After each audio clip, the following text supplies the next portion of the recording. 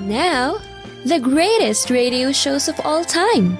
Suspense. The Shadow Node. Washington calling David Harding, counter-spy. Classic radio theater. The Great Gildersleeve. Fibber McGee and Molly. Dragnet. Gunsmoke. The Lone Ranger. Now, step back into a time machine with your host, Wyatt Cox. Good evening, friends of the Inner Sanctum.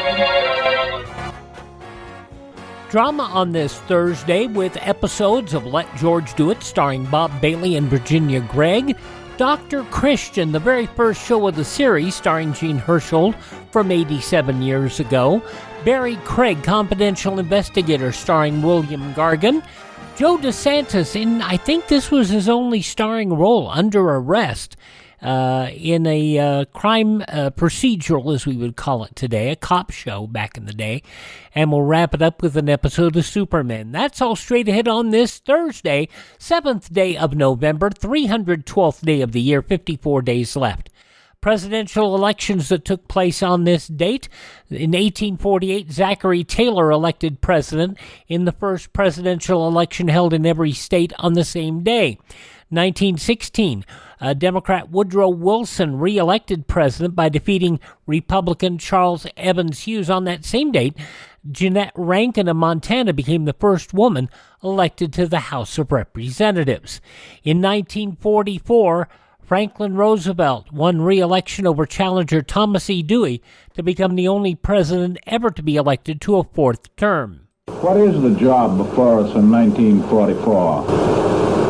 First, to win the war, to win it fast, to win it overwhelmingly. FDR would just die 5 months later. In 1972, Richard Nixon defeated Democrat Senator George McGovern, and in 2000, George W. Bush defeated Vice President Al Gore. Final outcome wouldn't be known for over a month because of disputed votes in Florida. You remember the infamous hanging chads. Other news on this date, a cartoon by Thomas Nast in Harper's Weekly in 1874 considered the first important use of an elephant as a symbol for the Republican Party. 1893, women in the state of Colorado granted the right to vote. The first issue of the New Republic magazine published on this date in 1914. And on this date, the 1918 influenza epidemic spread to Western Samoa, killing about 20% of the population by the end of the year, over 7,500 people. In 1932, Buck Rogers in the 25th Century aired on radio for the first time. In 1956, the UN General Assembly adopted a resolution, calling for the UK, France, and Israel to immediately withdraw their troops from Egypt in the Suez Canal crisis. 1962, Richard Nixon lost the gubernatorial election in the state of California. In his concession speech, he stated this would be his last press conference. I think that it's time that our great newspapers have at least the same objectivity, the same fullness of coverage that television has. And I can only say thank God for television and radio for keeping the newspapers a little more honest. Last point. I leave you gentlemen now. And you will now write it, you will interpret it, that's your right. But as I leave you, I want you to know, just think how much you're going to be missing. You don't have Nixon to kick around anymore. What a difference 6 years made. He would be back in 6 years as the presidential candidate and will win in 1968. Released on this date also in 1962, The First Family. Yes, go to sleep now, Caroline. Daddy tucked you in, and you've had 3 glasses of water. Now, good night. Tell me a story, Daddy. Oh, come on, sweetheart. It's late. Just one short story, Daddy? Oh, all right, just one. Tell me my favorite story. About the tall man? Yes, with all the hair. Well, there was this tall man with a lot of hair. And he was prince and a great warrior. And the people of his country picked him to be their leader, because he could protect them and lead them on to the new frontiers. Tell me about when he had the trouble. Now, one day, the evil prince with the black beard from the island in the south, and the... The terrible fat bear from the cold north came, and they tried to hurt the prince. But the prince was too smart, and he chased them away. So the handsome prince and all the people of his country lived happily ever after. Thank you, Daddy. Good night. Good night, Caroline. Good night. These sessions do him so much good. The album, a good-natured parody of President Kennedy, both as commander-in-chief and as a member of a large, well-known political family.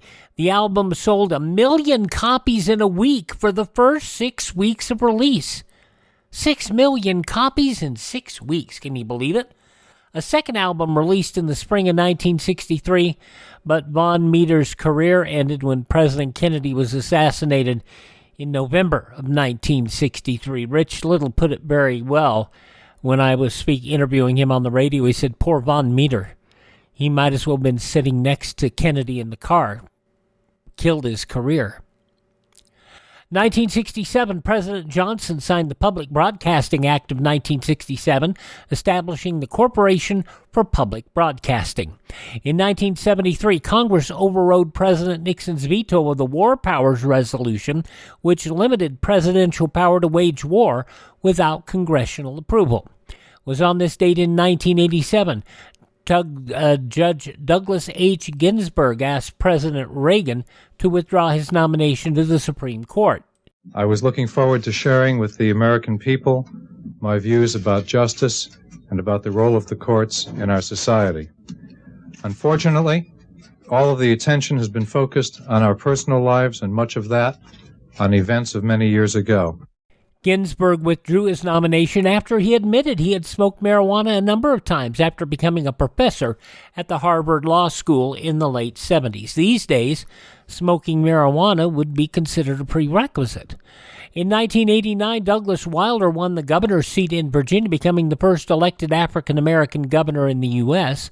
1989, David Dinkins became the first African-American mayor of New York City. In 1991, basketball player Magic Johnson announced he had tested for HIV. Because of the HIV virus that I have attained, I will have to retire from the Lakers. Magic Johnson on this date in 1991.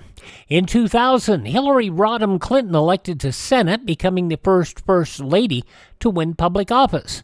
2001, the supersonic commercial aircraft Concorde resumed flying after a 15-month break. In 2002, Iran banned advertising of U.S. products. In 2004, the interim government of Iraq called for a 60-day state of emergency as U.S. forces stormed the insurgent stronghold of Fallujah. In 2006, Keith Ellison, a Democrat from Minnesota, became the first Muslim elected to Congress.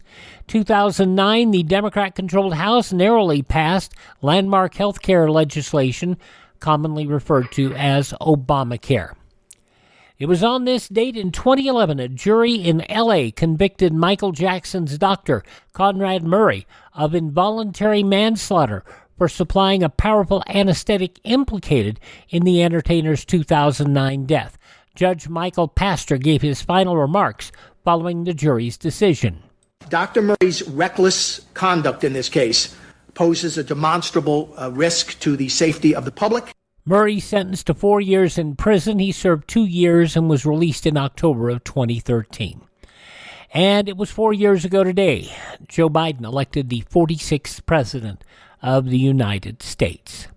Passing away on this date in history, First Lady Eleanor Roosevelt, actor Steve McQueen, Bart Maverick, Jack Kelly, also actor-singer Howard Keel, boxer Smokin' Joe Frazier, also Leonard Cohen, the singer-songwriter-poet, Attorney General Janet Reno, actor Dean Stockwell, and astronaut Frank Borman, who passed away a year ago today.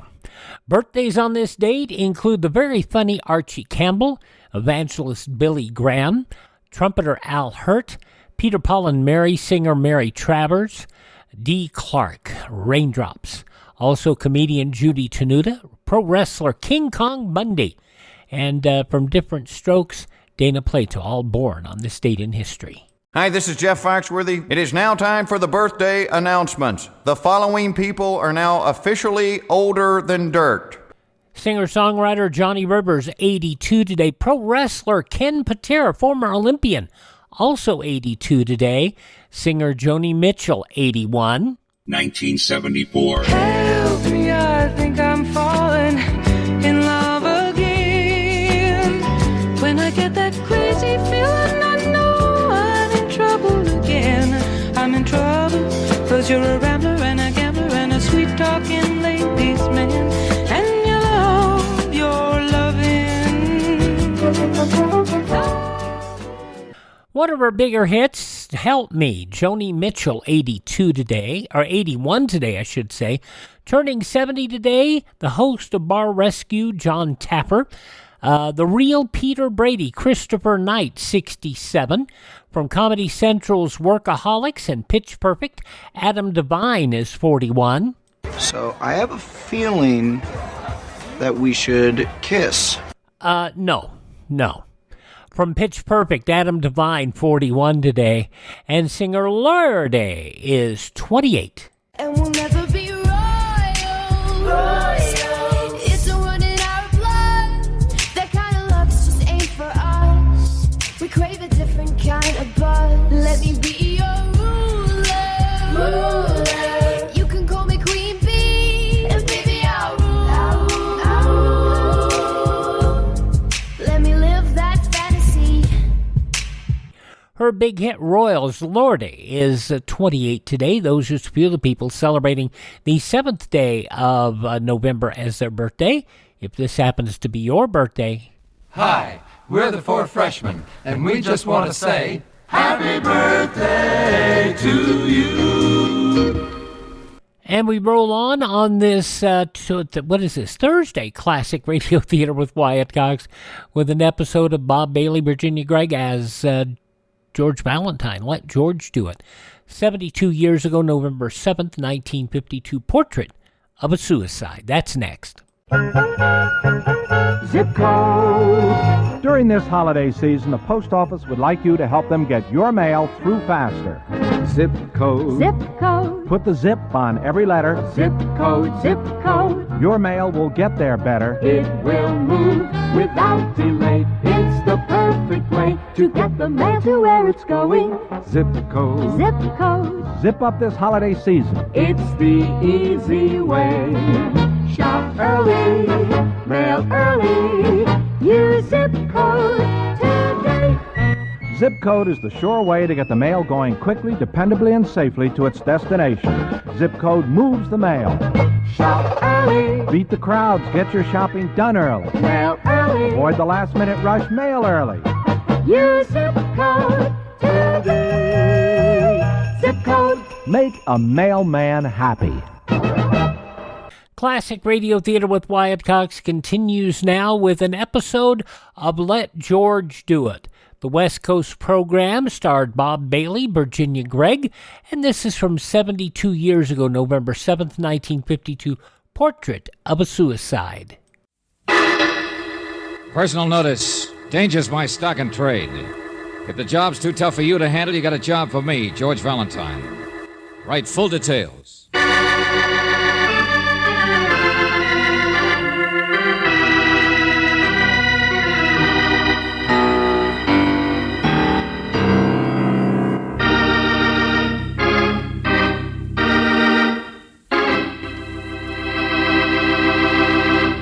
You know something, friend? You look lousy with that gun in your back. Of course, if you're trying to cure your lumbago the hard way, forget I told you. However, if that gat's starting to make a bad impression, why not remove it the easy way? Let George do it. He'll get rid of it or your money back. George doesn't mind taking chances. He figures the odds this way. If he does a job, he's money ahead. If he doesn't, you won't be around to collect anyway, so why worry? On the other hand, everybody doesn't have your problem. Take old Mr. Stengel, for instance. To look at him as he drives down a backcountry road, you'd never think he had a care in the world. Oh, carry me back to old Virginia. That's where they... Hey, what? Hey, you! Get away from there, lady! Look out and get away from that railing. Don't you know there's a river down there? What do you think? Let go of me. Kate! Oh, holy smoke. You're Mrs. Blair, ain't you? Who'd you think I'd be? A water sprite? Well, I'm sorry, but, gee, I seen you there by the railing. I mean, it's a good 35-foot drop, you know, and this bridge ain't been repaired for years. I know. And you're out delivering milk. No. Don't look over. You'll get dizzy. Well, I sure didn't mean to offend you in any way. It's my view, as it is yours, isn't it? Here, I'll give you a ride over to your place if you like. Let go of me. Oh, I'm sorry. You frightened me, that's all. I was just standing here, and you frightened me. No, thank you. I'll walk. It's a beautiful day, isn't it? Holy smoke.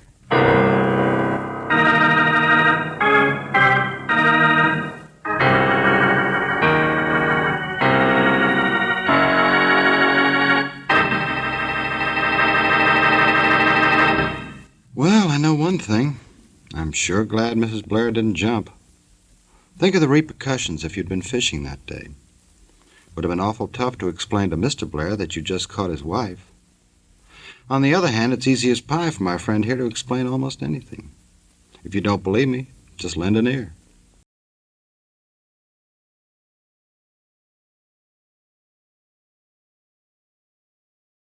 That's using your head, pal. Now let's see if old Mr. Stengel used his. Well, what do you know? He just walked into George Valentine's office. I know it's none of my business, You but... thought the woman was trying to jump. Is that it, Mr. Stengel? Well, I'll tell you, Miss Brooks, I don't want to commit myself. I don't know. Then why did you call me? Oh, now, don't chase me around the barn so much, Mr. Valentine. I don't want to start any excitement, but they're nice people. Husband's a wonderful fella. Nicest guy you'd ever care to meet. Okay. Tell me some more about Mrs. Blair. Well, Mr. Valentine, she really ain't been around here so much. More of a city type, you know what I mean? At least they're not joiners or bridge players. And the places are pretty far apart out here. I thought she was away someplace. Where's Mrs. Blair been, do you know? Search me. It's none of my business. You apparently liked her husband. Why didn't you call him after this happened? Well, I did, but there wasn't no answer. Then after I called you, I noticed his tractor out there, just working the field over, that's all. But by then, I figured I might as well keep my mouth shut. Mr. Blair's a farmer like you are? Oh, no. Artist.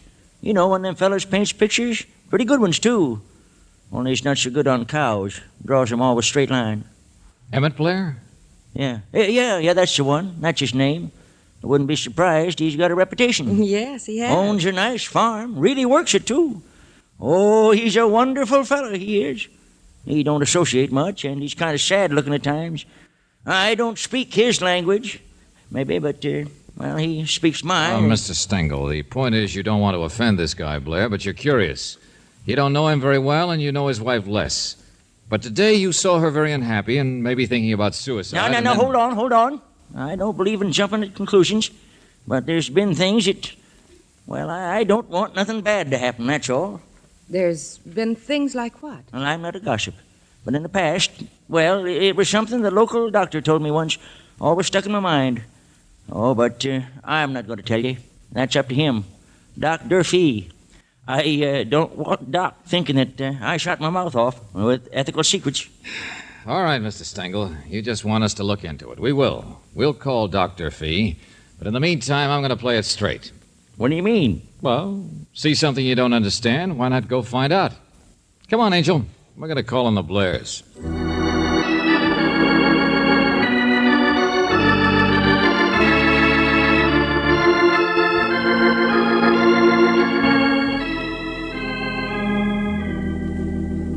No. It couldn't have been my wife. Stengel must be mistaken. You say your telephone's upstairs, Mr. Blair? Yes, Miss Brooks. Go right ahead and turn to the left. Oh, thank you. Mistaken, Mr. Blair? Stengel's met her before. But my wife's not here now. In fact, she won't be here until later this evening. I'm going to meet her train. Where's Mrs. Blair been? Well, I scarcely think that's important, do you? See here, why didn't the old fool go after her if she was so upset? He said he did afterwards, but couldn't find her. She'd run off toward the highway anyhow. Oh, well, the buses run. Yeah. Now, of course, she could be... Oh, no, this is ridiculous. Why is it ridiculous, Mr. Blair? What? Well, my wife just isn't the type to commit suicide, Mr. Valentine. Well, it might not have been that. Oh, incidentally, Stengel did try to find you, but you were out in the field. Yes, I've been out cultivating all day. Excuse me, will you please? I want to get into that desk. Oh, sure, Mr. Blair. Of course, I appreciate your coming over about this, I don't understand it, but Well, I stopped to talk to a kid coming up the lane. He was under the impression your wife was here yesterday. I don't blame you for your curiosity. No, Mary wasn't here. In fact, she's seldom been here in the past 10 years. Which is not very important either. No, he must have noticed Cecile, that's all. Cecile? Yes, I'm an artist. Artists have models. Well, go on, say something nasty. Why should I? Oh, I'm sorry. I'm awfully sorry. Forgive me, I am just upset. Cecile's a very lovely person, a very close friend, nothing more. Very few people understand. I've been working on a portrait for the past week. But Cecile's gone now. Oh, yes, here we are. It's a phone number. Do you suppose Miss Brooks is through yet with that phone? Yes, I am. Huh? Oh, well, will you excuse me then? I want to phone the number where my wife's been visiting for The past... Clearview Rest Home. Yes. What else did you find out, Angel? She went there 6 weeks ago because of a nervous breakdown. Now, see here, what is this? What right have you I've been talking to Dr. Durfee. You've what? George, that thing that Mr. Stengel was hinting at was that Dr. Durfee found some poison here once, in this house. What? Now, I've only... He wouldn't tell me much more, but he used the word homicidal about the situation here. Stop it. Now, listen to me, both of you. Durfee's a country quack. He doesn't... Situation here? My wife, naturally. All right, since you've pried this far, we haven't been close for years, but I've tried to do everything I could to help her, naturally, but they said at the rest home that Mary was perfectly all right, only a breakdown. I mean, well, this absurd situation goes back years and years, and oh, get out, will you? What's the use? I want to call that place and find out if she's... Let me call for you, Mr. Blair. What? I'm sorry I blurted out things like that, but I want you to show George your portrait. What? I bumped into the wrong room, I guess. This must be a lot worse than you think it is, because there's a painting upstairs of a woman... Oh, yes, of course, Cecile. It's the one I just finished of her. And the canvas has been slashed to pieces.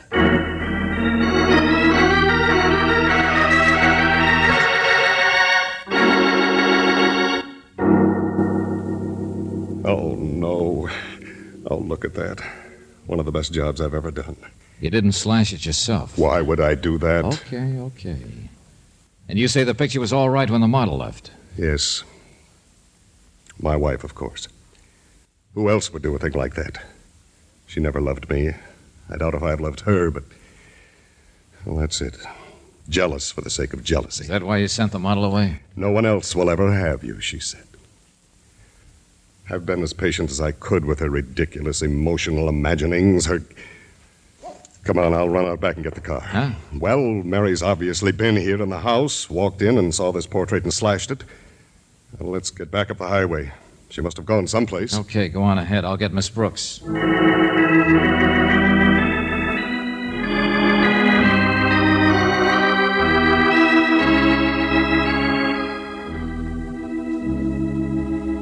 All right, thanks.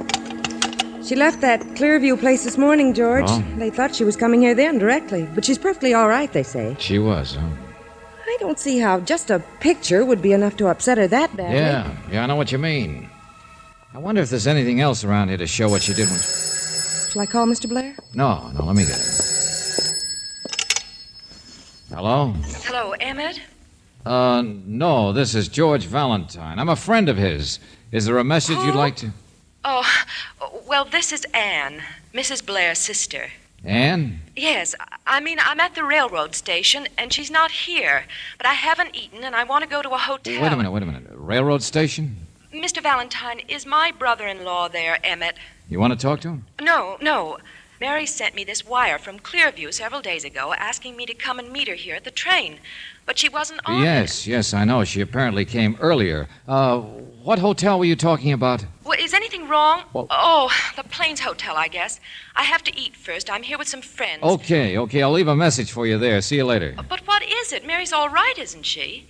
In this telegram, she said she wanted me to be with her when she went out there to her home. She didn't want to go there alone. What should I do? I don't know, Anne. But don't worry. Now, my name's George Valentine, like I said. Remember it.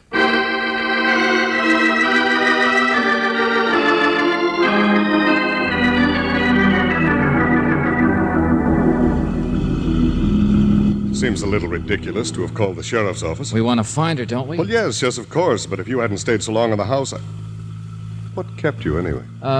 Nothing. Just getting a search started, that's all. Poor Mary. She's always been so... Listen. Yeah, somebody's horn stuck. Hey, that's the bridge up there, isn't it? Stengel. That's Stengel's truck. It's just parked there. Yeah. Hey! Hey! Hey, what's the matter with you, Stengel? Saw your headlights. Afraid you'd turn off the other way. Wanted help. George, there's blood on his face and his clothes are... I'm all right. Scratched, that's all, but I twisted my ankle. Took me a half hour to get down there. Well, what happened? I tried to stop her. She was standing in the same place. I always drive out this time of night. Who? Well, I'm sorry, but by the time I crawled down there through the woods, over those rocks, current's too strong. Not hide nor hair of her. Mary? She jumped. I tried to stop her. She screamed and she jumped. Come on. No, now there's no use, Mr. Valentine. Current's too strong. By this time, there's a waterfall half a mile down. Oh, no. Oh, the poor thing. I don't understand it, but now it's happened, hasn't it? There was nothing anyone could do. Stengel saw her commit suicide. That's all there is to it. Suicide. Or a perfect murder.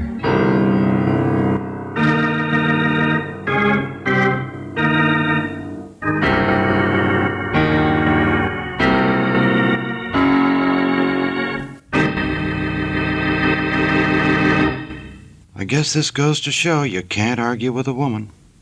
Mrs. Blair made up her mind she was going to drown her sorrows even if it killed her. And it did. Of course, someone might have helped to prove her point. But I have a fellow right here who never needs help to prove his. Prove a point, pal.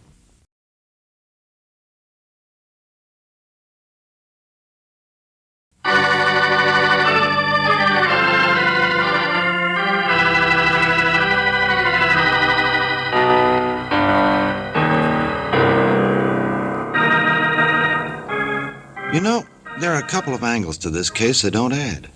First of all, how come old man Stengel was around every time Mrs. Blair took a notion to dunk herself in the drink? And what was he doing with all those scratches on his puss? Did Mrs. Blair do it, or had he been playing patty cake with a wildcat? And where does Mr. Blair fit in? If he could mix plowing with painting, he also might be able to blend money and mayhem. But who did he hire to push wifey off the trestle? All I know is that even if Blair couldn't paint a cow, he's a past master at throwing the bull.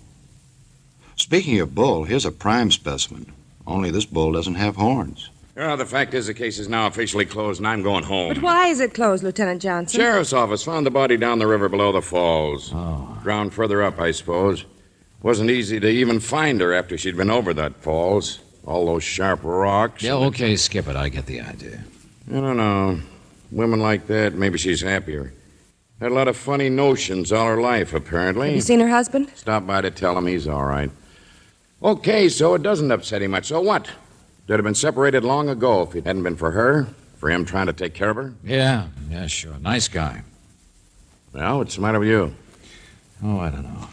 Come on, Angel. Hey, where you going? See that sister of hers that I talked to last night on the phone? I already met her. She's on her way downtown to the morgue with one of the boys. What can she do? What can she tell you? There just isn't any case to look into. Oh, sure, Lieutenant. No case at all.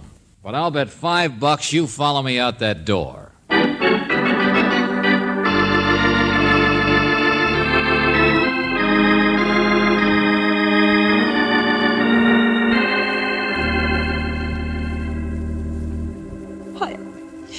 I don't know anything about them, really. I don't.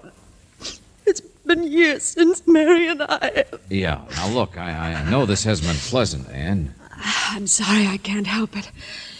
The doctor or somebody took me in there. Well, it's a horrible way to see a sister you haven't seen. She sent you a wire. She didn't want you to go back to her home alone. She didn't want to go back alone, is that right?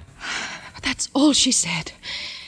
I don't know. I just assumed she still didn't feel very well and wanted some help. Well, why didn't you assume she was having trouble with her husband? Because I didn't know she was. Hadn't you even heard of a woman named Cecile? Who? Mr. Valentine, you talked strangely last night, and I didn't understand it. I know my brother-in-law has gone out with various women, but Mary knew that too. Okay, Ann, okay. But I want to take the bus out and see him. At least I've taken care of everything here at the coroner's office, and he ought to know that. I mean, is there any reason I shouldn't? No, there isn't. Huh? Go on, miss, and thanks a lot. Now, wait a minute, Johnson. I'm just getting... Go on. There's nothing more to be done. You'll just get all worked up sitting around here. Whatever you say, Lieutenant. Okay, so I'm getting nowhere. That isn't any reason to barge in. His car's parked across the street. Come here. What? Look out the window. That green sedan over there. Blair? Coroner's office didn't realize there was another relative around, so they called him in. Just sitting there, huh? But he's already been inside, don't you understand? While you were talking to the sister. He's waiting for her, I guess. Yeah? There she goes, but he doesn't stop her. Huh? Yeah. Doesn't call her. Doesn't do anything. Got his coat collar up, but he's watching her. Well, now, look, I don't understand. Coroner's man said it was all Blair could do to stand up when he come out of the morgue. So what? Valentine, I've been thinking over everything you told me. Once that there was poison at the Blair house, and nobody ever knew who had it there, did they? Oh, so now you're getting the idea, huh? Hey, look, there she goes down the street. And still he sits. Sure, I know Mrs. Blair killed herself, but I wonder which one it was that was really weird in that family. If his wife was driven into a nervous break... Skip it, come on.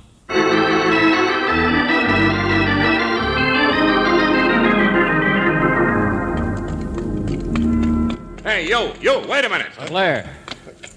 Just noticed you out here. What? Oh, Valentine. Why don't you come back inside? Well, Lieutenant. Oh, yes. I'm just sitting here for a moment. No, I'm sorry. I have appointments to keep. Your sister-in-law's in town. She was just up talking to us. Yeah. Oh, is that so? I mean, yes, of course. I know. Make up your mind what you're going to say. Well, what's the matter? See here, I'm not overparked in this place, am I, or something? What's the matter with you, Mr. Blair? I'm afraid I don't feel very well. It's nothing at all. What's the matter with your face? Nothing. All right. I've been crying. Isn't that all right with you? Crying? Or I suppose you're so used to experiences like this you wouldn't expect a man to behave normally. Get out of my way. Hey, Mr. Blair, wait. Leave me alone. Look out. How do you like that? I'm going to get that guy. He's nuts. Did you hear the way he... Yeah, sometimes murder can be so simple, can't it? What? You heard me, murder. Well, go on, catch him, step on it. Me, I'll take a different direction. Valentine! I've just waked up to the fact there's liable to be another murder unless I can stop it in time.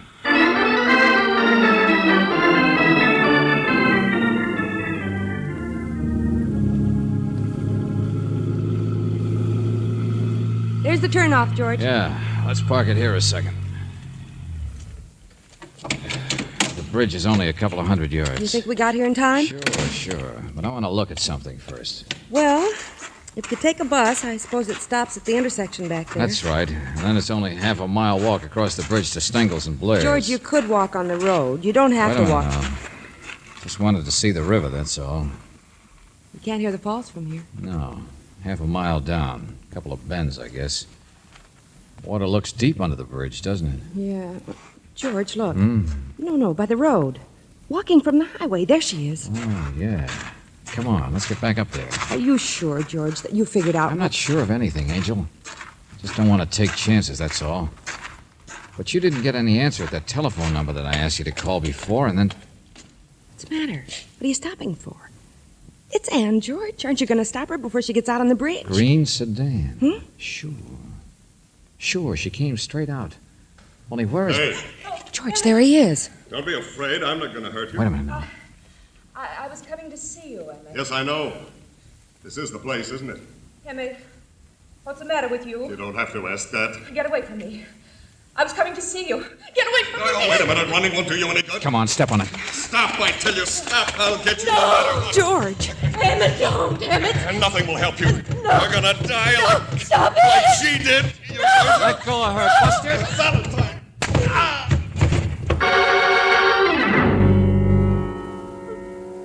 Take it easy now. Take it easy, will you please? You're all right.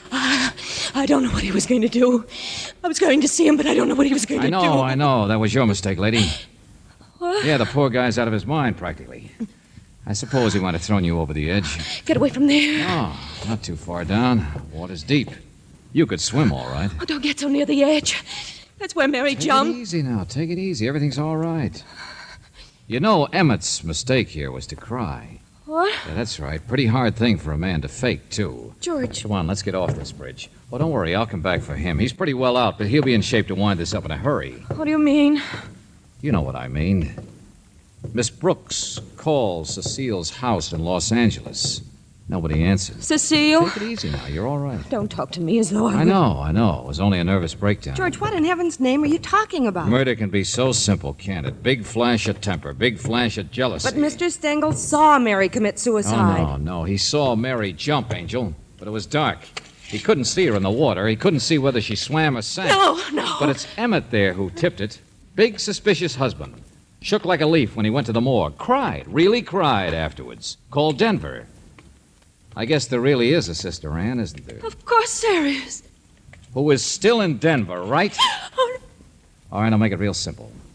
Emmett Blair was in love, pretty hopelessly, I guess, with a girl named Cecile. He practically told me so. I should have believed him all along. Her picture was slashed by Emmett's wife, Mary, who came home unexpectedly too soon. It's Cecile's body that's at the morgue. What did you say, George? That's not true. That's what shocked Blair so, what tipped him off, what upset him so much he might have committed murder himself. Stop it! Stop it! Yeah, that's right. It's Cecile's body. And you're Emmett's wife. You're Mary Blair. What's more, you killed Cecile. Oh, no.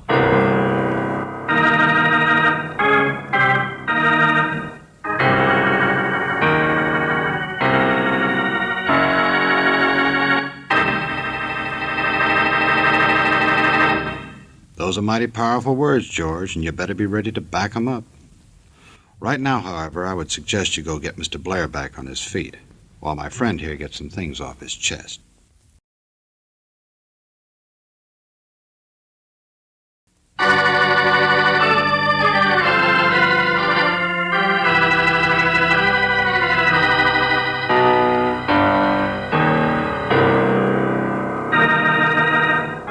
George said earlier that this was almost a perfect crime. What could be more perfect than to be able to bump yourself off and live to tell the tale? I wonder where Mrs. Blair slipped up. Or if you'll take that ice bag off your head, Emmett, maybe you could tell us. I didn't guess before I came to the morgue. How could I? Stengel had seen the whole thing and... Mr. Blair, Stengel saw it twice. That's where your wife got the idea. Because what he saw the first time was Mary on the bridge, just after she'd managed to shove Cecile over the rail. Yeah, she got her out there to do it, I guess, and then hit her with something. Because she knew what had happened to a body that went over the waterfalls down below. You mean identification would be almost impossible? Yeah, she had a very neat plan, all right. Once the big temper wore off, the crazy jealousy, she decided that she would identify the body, which she did, posing as Sister Ann. An identification which nobody would question. She thought you'd protect her, as always. Mary was a fine swimmer. Yeah, that's right. That's what happened the second time Stengel saw it. She realized before that he thought she was trying to kill herself. So why not capitalize on it? Wait until his return trip in the evening and dive over. In the dark, she could swim ashore and go back up to the highway before he'd get down to the river. Yes, perfect murder. She tried it before, you know. Trying to use poison on you mean? Yes, but I couldn't really believe it. It was my trouble, I suppose, never believing Mary was dangerous. It ended up with me almost committing murder. No, you wouldn't have killed her. I know you didn't tell Johnson and me what you just discovered at the morgue, and I had to knock you down to stop you, but you wouldn't have killed her. Thank you. Come on, George. Yeah, sure. Goodbye, Mr. Blair. Goodbye. George, I bet he would have killed her. Yeah. After all she'd done to him? No. After killing Cecile? No. After trying to come back to the house as her own sister? No. You see, a man can go just so far, and then his own censor goes to work on him. Don't you understand? A man can go just so far, and then his censor makes him stop? Yeah, sure. Well, as far as your romantic inclinations go, I can understand that, all right.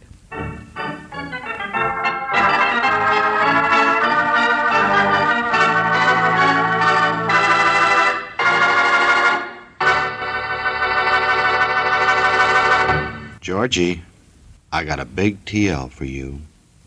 Now, either you tell that censor of yours to loosen up and give a little, or you better start thinking of a few choice last words, because any day now you're going to need them. And if you can't think of any right off, well, you might say that George Valentine is played by Robert Bailey, with Virginia Gregg as Brooksy. Don Clark directed the script by David Victor and Jackson Gillis, and that pounding in E-flat minor was Eddie Dunstetter at work. I hope you'll save us some time for another visit with Valentine, when you will again hear what happens when you let George do it.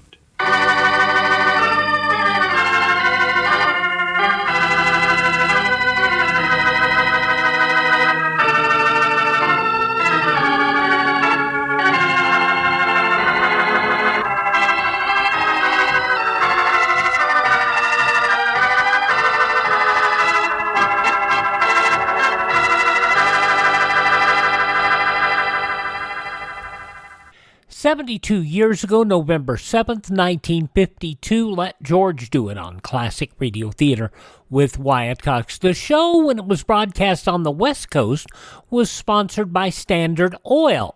However, what you heard today was an edited transcription of that show that aired on WOR in New York City. And what they would do is they would repurpose that stuff just to air in New York City. It did not air on Mutual at all, apart from the Mutual Don Lee Network West Coast. All right, The Real Humanitarian, Jean Hersholdt, starring as Dr. Christian from 87 years ago, November 7th, 1937, is next.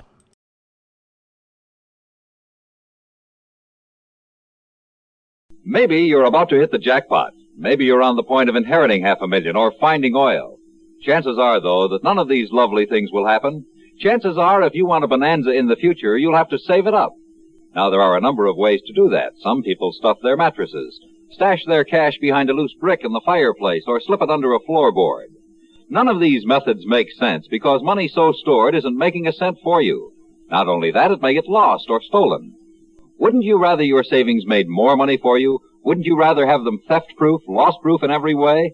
Of course you would. And you can the United States Savings Bond way.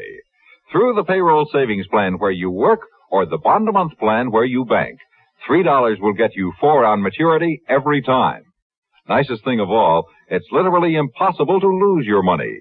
If baby shreds your bonds into confetti and drops them out the window, you can recover your cash plus interest in United States Savings Bonds. Classic Radio Theater with Wyatt Cox continues now with an episode of Dr. Christian, starring Jean Hersholdt. The episode originally broadcast 87 years ago, November 7th, 1937, the first show of the series, as Dr. Christian has to perform an operation in a shack.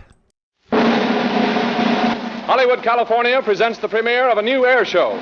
Star of the show, Jean Hersholdt, in his greatest of all roles. The title of the show, Dr. Christian. The sponsor of the show, the Cheeseburger Manufacturing Company, owners of the trademark Vaseline.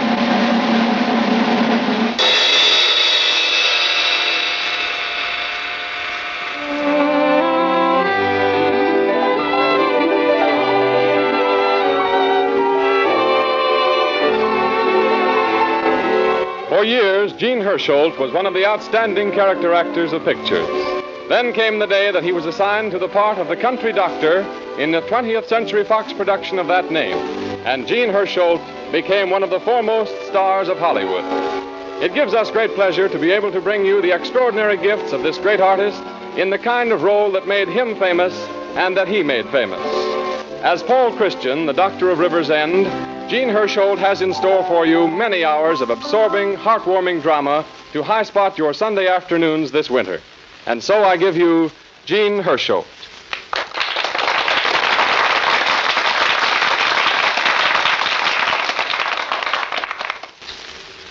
Ladies and gentlemen, I'm sure you've heard of the fellow who didn't believe in ghosts, but who just the same was afraid of them. Well, I don't believe in luck, but just the same it happens. And it happens in very strange ways. 3 years ago in a little town up in Canada, 5 baby girls were born. Now, the birth of 5 little girls in Canada couldn't possibly have any effect on an actor playing character parts in Hollywood. Only it did. And because of what happened up there, I've been consistently casting doctor roles in pictures and now in this new radio series for the Cheeseburger Manufacturing Company. Well, I like playing doctor roles. I like the role of Dr. Paul Christian in these broadcasts. I like being on the program of a company whose products are so well known and which has been so highly recommended and regarded for so many years.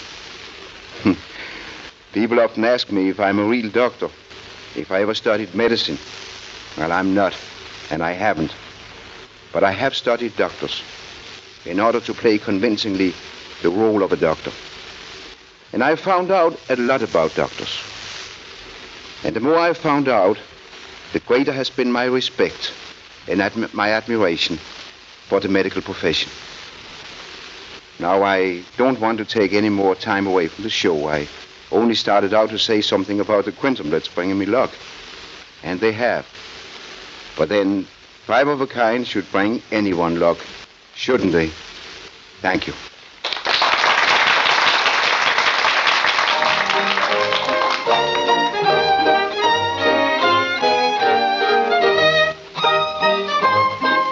And now, ladies and gentlemen, we take you to the little town of River's End, which sprawls carelessly at the crossways where the highway traverses the Sage River Road. The highway runs to the city 70 miles away, but the river road is the most traveled. Over this road, on this particular morning...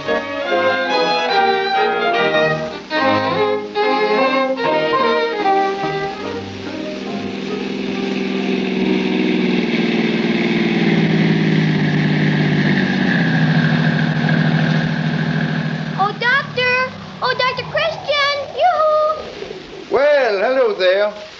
How are you, young lady? Oh, I'm all right, but my doll is sick. Why, you don't say. Here, let me have a look at her. I'm afraid your doll has high sawdust pressure. Oh, do you think you can cure her, Dr. Christian? Well, the doll is pretty hard to cure, Millie. Now, let me see. She mustn't have any candy. No candy? No. You eat all the candy yourself. Here. Here's something to buy it with. Oh, but Dr. Christian, Mama says I mustn't ever take money from people. Oh, but this is different. If your doll has to go without candy, there has to be some candy for her to go without. You tell Mama I gave you to Mommy and everything will be all right. Gee, thank you, Dr. Christian. Oh, goodbye, Millie. Goodbye.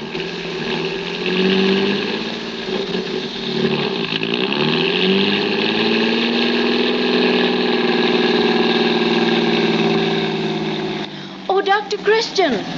Morning, Mrs. Tansy. Oh, Doctor, I got that letter about your bill and... Oh, now, don't worry about my bill. Judy Price wrote that letter. She's back from business college, and, well, she has sort of wished herself on me as my office girl. Oh, the letter was real nice, and I do want to get the bill settled just as soon as I can. Well, how much is that bill? $10.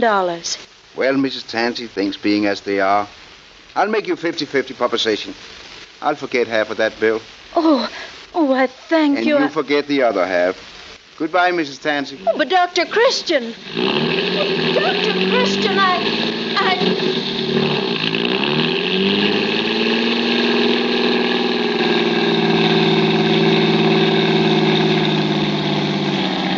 Hi, Doc.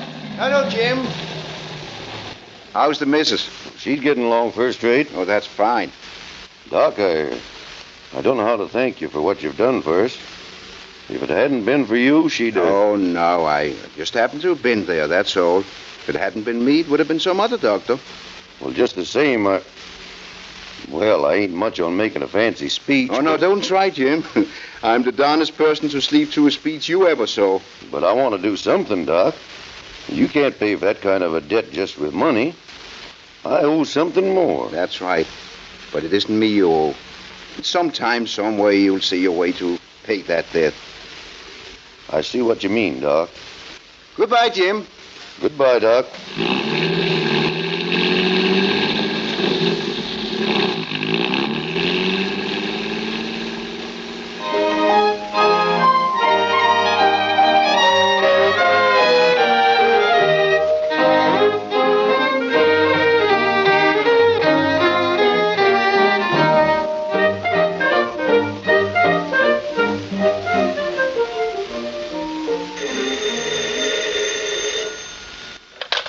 Dr. Christian's office.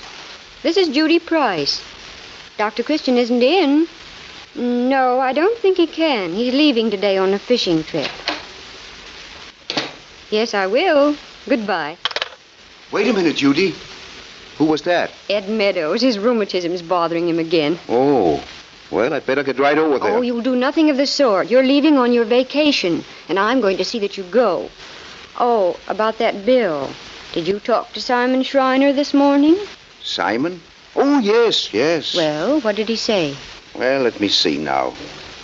I think he said he didn't believe it would rain. What did he say about the bill? Now, isn't that funny?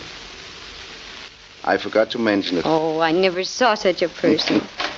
Hello, Doctor. Hello, Roy. Now, you get out of here, Roy Davis. Dr. Christian's busy. He's getting ready to leave on his vacation. Yes, I know it. I just brought some medicine he ordered at the drugstore. Oh, well, thanks, Roy. Where are you going for your trip, Doctor?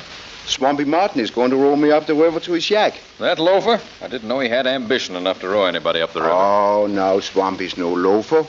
He's sort of a scientist. He's made a study of the river and fishing just as you made a study of drugs. Well, I was figuring on having him come around and wash my windows this afternoon, but if he's taking you on a trip, I'll get somebody else. Well, have a good time, Doc. You bet he will. Why don't you have people call you Doctor instead of Doc? After all, you're a physician, a graduate of medical school. Oh, no, Judy. That'd be kind of putting it on for just a country doctor. Oh, country doctor or not, you're just as capable and just as talented as if you were in a big hospital somewhere. No, Judy, you're wrong. I thought the same thing once. But that was a long time ago when I first came here with a nice new leather satchel full of shiny instruments and a head full of ambitious notions. Oh, I was only going to stay for a little while just to get experience. And then I was going to be a surgeon, a great surgeon. The world was going to hear from me. Well, you see? If you're trying to make me believe you're a failure... Well, who said anything about failure? Why, there are all sizes of jobs in this world. We can't all do the big ones. Somebody has to take care of the little ones. Say, isn't that Mrs. Withers coming across the street? Oh, she can't be coming here. She told me only yesterday how good she was feeling. Ever so much better. Oh, but you don't know Mrs. Withers. When she feels good, she usually feels bad because she knows that after she feels better, she'll always feel worse. Oh, she is coming here. Are your fishing things packed? Yes, but... Go on in the back room and stay there. Oh, but Judy, wait a minute. I'll take care of Mrs. Withers. Oh, but listen. Go on in the back room and hurry. Oh, good morning, Mrs. Withers. Oh, hello, Judy. A nice day, isn't it? Yes, I suppose it is for them as can enjoy it. Isn't Dr. Christian in? Well, he's not here in the office. Then I'll wait. Might as well suffer here as in any other place. In what places do you usually suffer, Mrs. Withers? Oh, I suffer all over, Judy. Well, you must get around quite a bit. Oh, but I'm used to pain. I could stand it if it wasn't for those spells I have. Oh, when they come on, they're terrible. My mind's a blank. So I've heard. Judy, did you ever have everything go black and hear a roar and sound in your ears? Yes, once when I went through a tunnel. Oh, they last for days sometimes. Well, I only come out of them just long enough to eat. How long will I have to sit here and wait? About 5 days. He's going on a fishing trip. Oh, why, he can't do that. He can't go. I've got to see him. Call him back. If you think I'm going to spoil Dr. Christian's vacation just so you can enjoy one of your spells, you're mistaken. You can put your spell off. Oh, no, Judy. No, if I have a spell, I'll die. I'll die before he gets back. Oh, no, you won't. In fact, I'll guarantee that on the day he returns, you'll still be alive and kicking. So quit feeling sorry for yourself. What? What did you say? I said stop feeling sorry for yourself. There's nothing the matter with you. Why, I never... All you're after is attention. Why, you just want people to wait on you. You snippety young minx. You can't talk to me like that. Why, what do you think I am? An empty-headed dodo? You're getting warmer. Oh, you just wait. Wait until Dr. Christian comes home. I'll tell him about this. I'll tell him plenty. Judy! You can come out now. Has she gone? She's gone. And Swampy Martin's waiting for you at the river. So you better hurry. I'm leaving right away. promise me you'll have a good vacation and the rest of your life? I promise, Judy, because if I don't, I know you'll be nagging me for the rest of my life.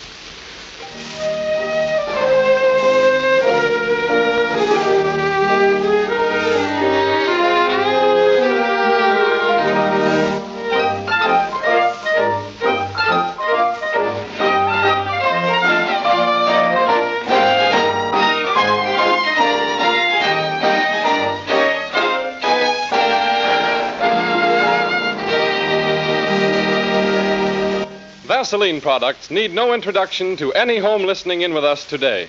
They are simple, inexpensive, useful home remedies for many little ailments. Teach your children to avoid infections and serious troubles by reaching for the Vaseline petroleum jelly as soon as they receive even a minor wound. If the wound is slight, it may be cleansed under running water and Vaseline jelly applied immediately.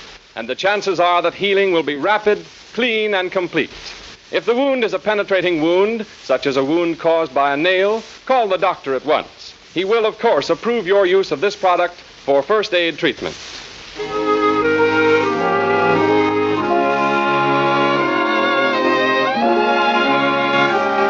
Now we return the microphone to Dr. Christian and his guide, Swampy, who are bound for a fishing trip up the river.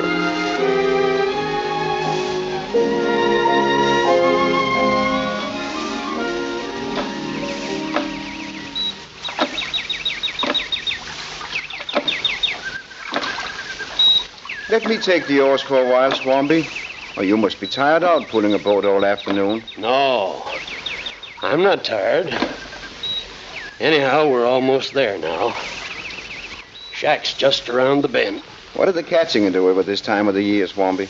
Old tomato cans, mostly. Well, maybe that's the only kind of cans that are biting. Well, you don't have to worry. Jimmy'll show you the places. How old is your boy now, Swampy? 14, going on 15, and about as smart as they come. Is he still going to school? Starts in high school this fall. High school? You don't tell me. Yes, sir. That boy's going to make something of himself. Well, there's the shack. Oh, Jimmy! Jimmy! Guess he don't hear me. Mind hopping out, Doc, and tying up the boat? Just fasten the line to that stump there.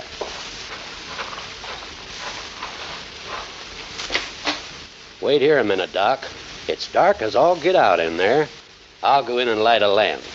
Can't figure where Jimmy is. Well, maybe he's out catching us a mess of fish for supper. I wouldn't mind sitting down to a nice... Doc. Doc. Huh? He's in here. What? Jimmy. He's laying on the floor, all doubled up. He don't know me. Come on with that lamp. Jimmy. Jimmy. Wait, don't touch him. Doc, what do you think is wrong? Hold the light down here. How long has he been sick? He ain't been sick. He had a kind of a stomachache the day I left, but he didn't say much about it.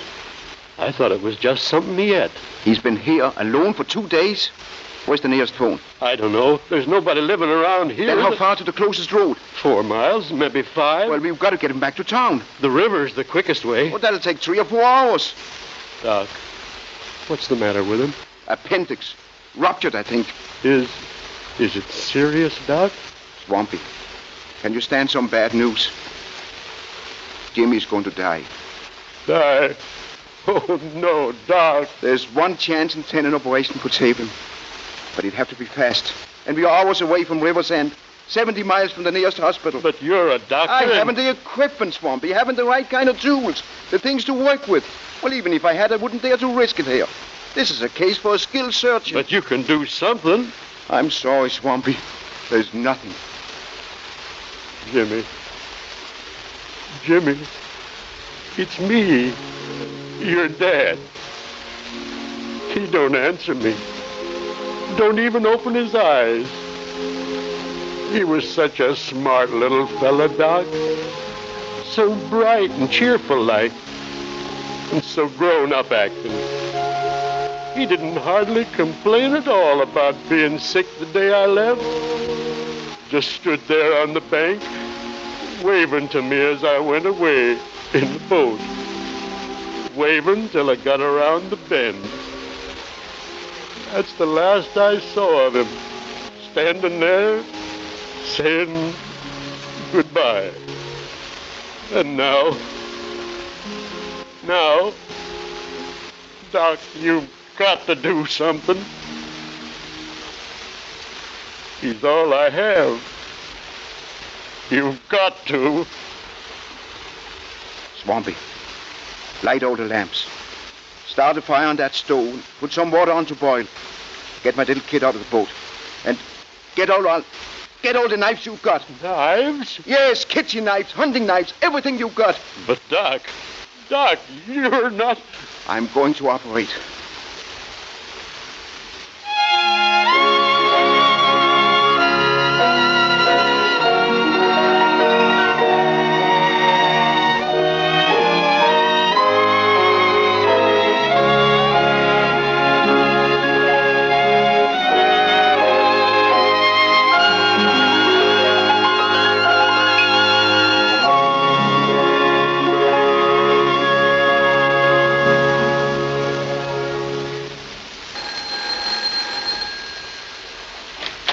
How do you do? Good afternoon.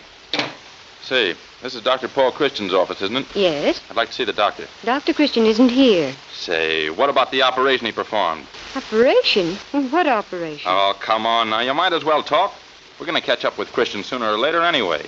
Now, listen, if you don't want to tell me about the operation, tell me where he is. He's on a vacation. Okay, have it your way.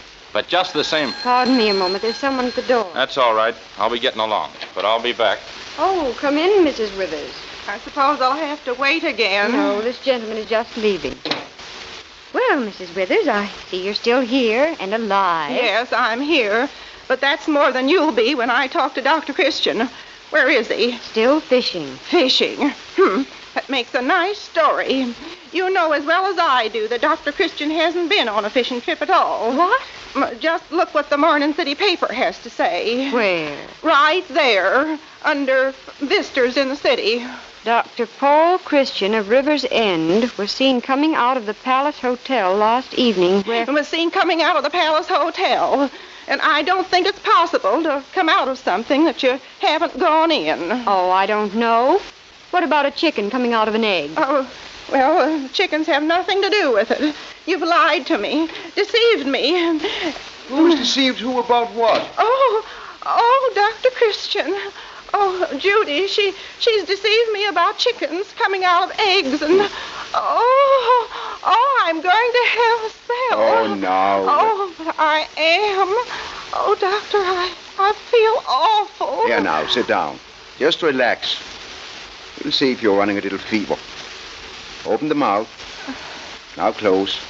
That's it, Judy. Get my stethoscope, will you? Thanks. How was the trip? Oh, fine. Pretty hot. Now open, Mrs. Withers. Did you say pretty hot? Mm-hmm. Hot as I've ever seen it. Oh, but Doctor, what does that mean? Oh, usually violent electrical disturbances in the interior. Oh, my. Oh, what does a person do when that happens? Well, the best thing to do, Mrs. Withers, is just to give up. Give up? Yes, no use trying to fish in weather like that. Here, take this, Judy. Well, Mrs. Withers, you seem to be in a pretty good condition. Oh, but I'm going to have a spell, Doctor. I can feel it coming on. Oh, can't you do something for me? Well, yes, it just so happens that I think I can. Oh, Doctor. There have been some recent scientific discoveries about spells like yours, Mrs. Withers. Oh, tell me. And one of the most effective gastronomic agents has been... Yes. Carrots. Oh, carrots. So I think I'll put you on a diet of raw carrots. Oh, but you know I don't like carrots. I hate carrots. Well, we all have to do things we don't like, Mrs. Withers. Now, anytime you feel a spell coming on, you just go on a diet of raw carrots for about 3 days. And after that, drop in and tell me how you are. Oh, but there must be some other Nothing but carrots, Mrs. Withers. Just raw carrots. And don't come in until you tried them for 3 days. Oh, yes, but... Goodbye, Mrs. Withers. Oh, shh, don't laugh. I'll bet you an ice cream soda it works. Yeah. Well, Judy, Anything happen while I was away? Oh, a few things, but they can wait. Tell me about your vacation. Oh, there's nothing much to tell. I didn't do much. Just loafed around the shack, I suppose. Did my share of loafing. And had a nice rest. Yes, sir. Why, I feel like another man. You must be another man, because Dr. Paul Christian wasn't on a fishing trip. He was in the city. Huh? What's that? Read this. Oh. Yes. Oh. Well, to tell you the truth, Yes, why don't you? I did go to the city. You see, there was a little trouble about... Oh, I'll answer it.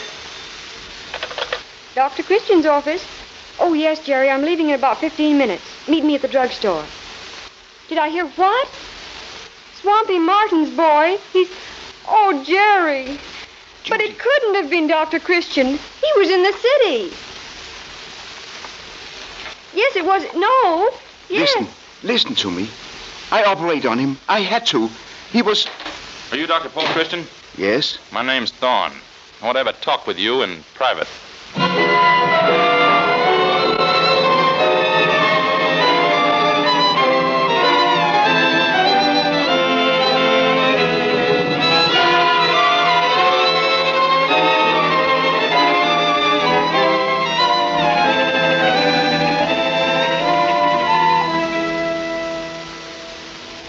And while they have their talk, I have a word for you. Men, are you troubled with scalp dryness? Do you fear dandruff? Does your scalp shed on your coat collar? If you have any of these symptoms, Vaseline Hair Tonic will help you. Rub it briskly into the scalp with the fingertips. Use a rotary motion to loosen the scalp, open the pores, stimulate the blood flow. After a few minutes work out of your scalp, shampoo your hair. And when it is dry, groom it with a few drops of Vaseline Hair Tonic, applied with the palms of the hands and brushed in. This is a simple treatment. There's no magic about it. It is safe and sane and sensible. Vaseline Hair Tonic comes in a handy bottle in 2 sizes, priced at 40 cents and 70 cents. Get a bottle from your druggist tomorrow. Our story continues now with the scene laid in Dr. Christian's rooms behind the office.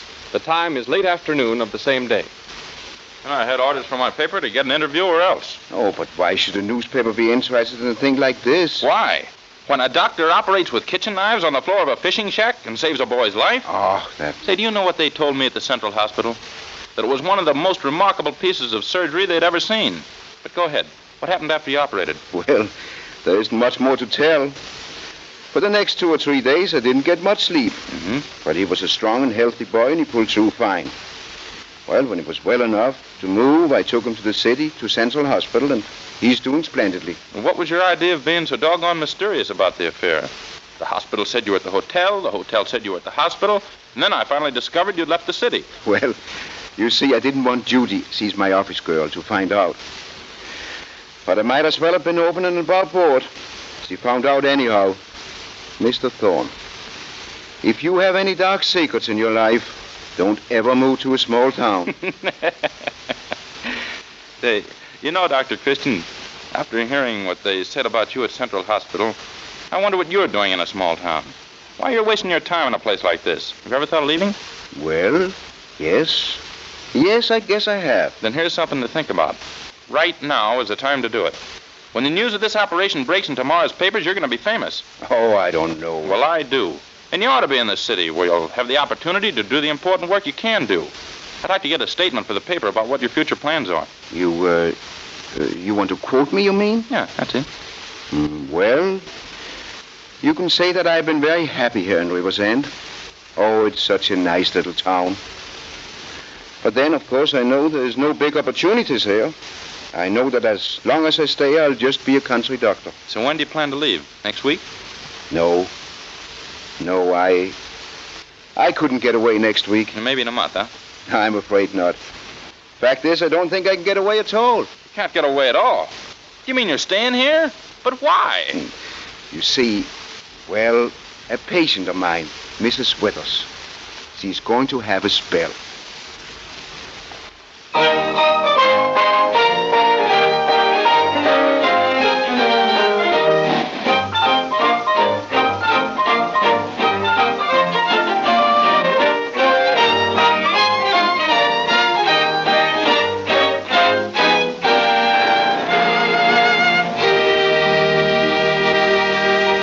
And so we take leave of River's End for the present, secure in the feeling that we can look in again on the old town next Sunday afternoon to find Dr. Christian at home among the friends and patients who could not do without him.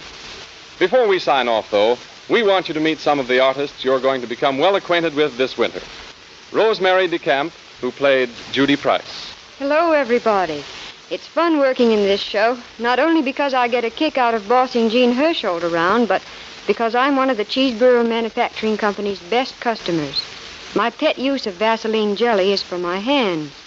After I've done any kind of housework or got my hands chapped and rough from outdoor sports, I apply it to get rid of the roughness and redness. You see, Vaseline jelly costs only 10 cents a jar, which is an item to a working girl. And it's the best remedy I know for chapped hands. Good girl, Rosemary.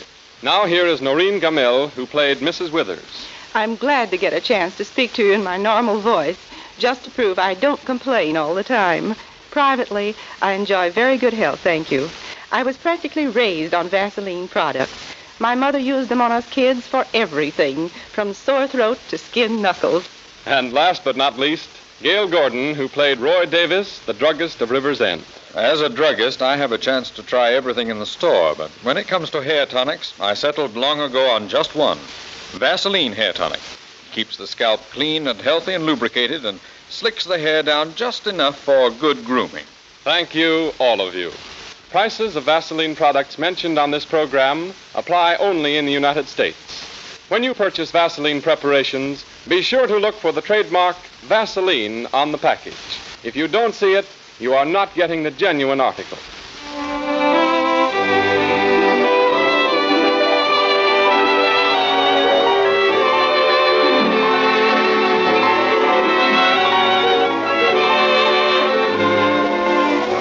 Next Sunday at this same time, the Cheeseboro Manufacturing Company, makers of Vaseline preparations, will present Chapter 2 in the story of Paul Christian, the Doctor of River's End, with Jean Hersholdt in the title role. Jean Hersholdt appears on this program through the courtesy of 20th Century Fox.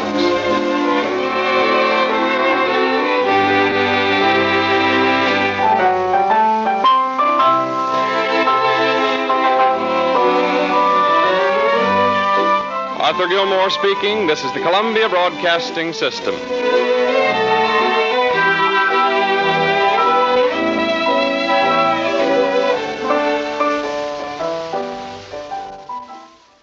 "87 years ago, November 7th, 1937, Dr. Christian here on Classic Radio Theater with Wyatt Cox.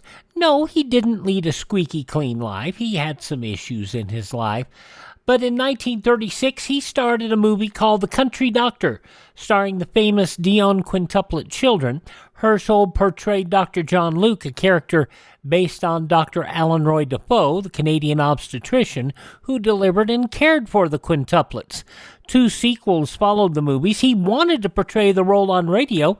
He couldn't get the rights, so he created his own doctor.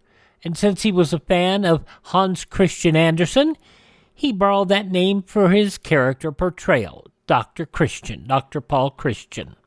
And the show ran for a number of years. It ran from 1937, as you heard today, the very first show, and it would run into the 1950s, to the mid-50s. And I have to tell you that the good part about the show, that they built in something to the show that actually made it stand out. Because, you see, instead of writing all of their own scripts, they had people who were listeners in quotes, do the scripts. Now, they weren't always listeners. There were people who were writers, and they submitted their scripts. They gave away a couple of $1,000s a year to script writers, and in contests over the years that listeners voted on. So it was really kind of neat. Dr. Christian, starring Jean Hersholdt, the first episode from 87 years ago, November 7th, 1937, here on Classic Radio Theater with Wyatt Cox. Tomorrow, comedy with Fred Allen, Take It or Leave It, a quiz show with a special guest, Jack Benny. Also, Fibber McGee and Molly and Claudia. That's all coming up on our Friday on our Friday show. Saturday, we'll have more comedy with Lum and Abner, the Aldrich Family, Edgar Bergen and Charlie McCarthy, and a salute to Jack Benny's 20 years in radio. Sunday, Lights Out, Mr. Keen, Tracer of Lost Persons, Mr. and Mrs. North, and Suspense. And then on Monday, Milton Berle, Abbott and Costello, Fred Allen, and the CBS Radio Workshop Report on the Weans. And a wonderful satire. Up next, though, William Gargan as Barrie Craig, Confidential Investigator.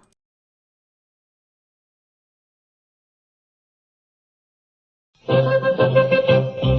are the vocal parents of the local PTA. We're gathered here because we fear that 10 years from today, the younger generation of a growing population who look to us for leadership will look at us and say, we have no alma maters, with or without swimming pools. We have no alma maters, because we have no schools. Our children are growing faster than our schools. And 10 years from today, conditions may become desperate unless we do something about it now. If you'd like to do something constructive about it now, write to Better Schools, 9 East 40th Street, New York 16, New York. We can have the schools we need 10 years from today. Classic Radio Theater with Wyatt Cox continues now. William Gargan, starring as Barrie Craig, Confidential Investigator, 73 years ago, November 7th, 1951. One thing about marriage, folks. Many are made in heaven, but there are others that are unmade by the fourth application of the vow, unto death do us part.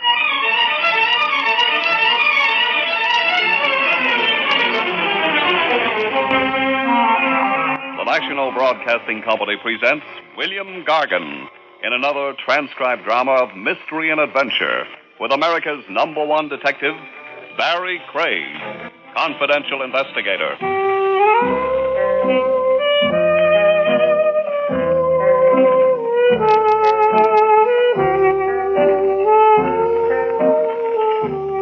Barrie Craig speaking. That's the name, Barrie Craig. You rent an office on the 3rd floor of the old Mercantile Building.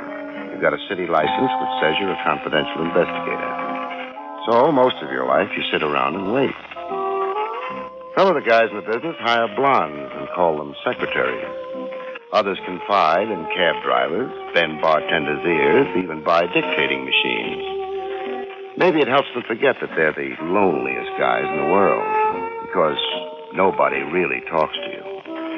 The suspicious wives, the frightened parents, the desperate kids who walk into your office never even see you. To them, you're a license, a pair of ears, sometimes a gun. Nothing human. And after a while, maybe you're not. It's open. How do you lock this door? There's a thing underneath the doorknob there. You slide it over. Oh, yeah. You're Barrie Craig. Yeah. You're not doing very well, are you? I could write my name on the dust on your desk. What name would that be? Wilma Lord. How do you do, Miss Lord? Mr. Craig, have you ever killed anyone? Not for a fee. Will you answer a question about the weather? I don't know much about the weather. Well, why'd you lock the door behind you, Miss Lord? I can't have anybody see me here. There's a woman comes around a couple of times a week. I'll speak to her about the dust. Oh, that's not... I'm going to marry a man named John Waring. Uh-huh. He's older than I am, a lot older. It's a question of taste. He's rich. Sweetens the taste. We're going to be married in a few weeks. I want nothing to happen to that marriage. I'll hire you. Cupid Craig, with a $sign in front of the Cupid. What do you think might happen? Death. Something wrong with Waring's health? You've heard of murder, haven't you? I've heard of it. Whose murder, yours or Waring? The door's locked. Whose murder? I can't stay. Is there another way out? Back of the water cooler. Leads to the back hallway and the fire stairs. I'll phone you. Sure.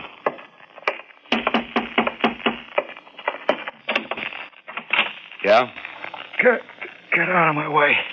That gun a little heavy for you? I said, Okay. Well, the dame. Where's the dame? you don't look too good. Where is she? Got a name for her? The dame walked in here. I seen her. And now you want to take another look? Want to give her back a knife? Knife?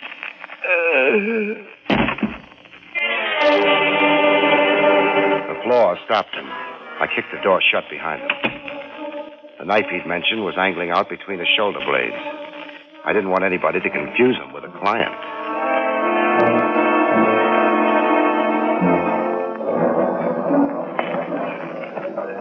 The homicide squad arrived and went to work.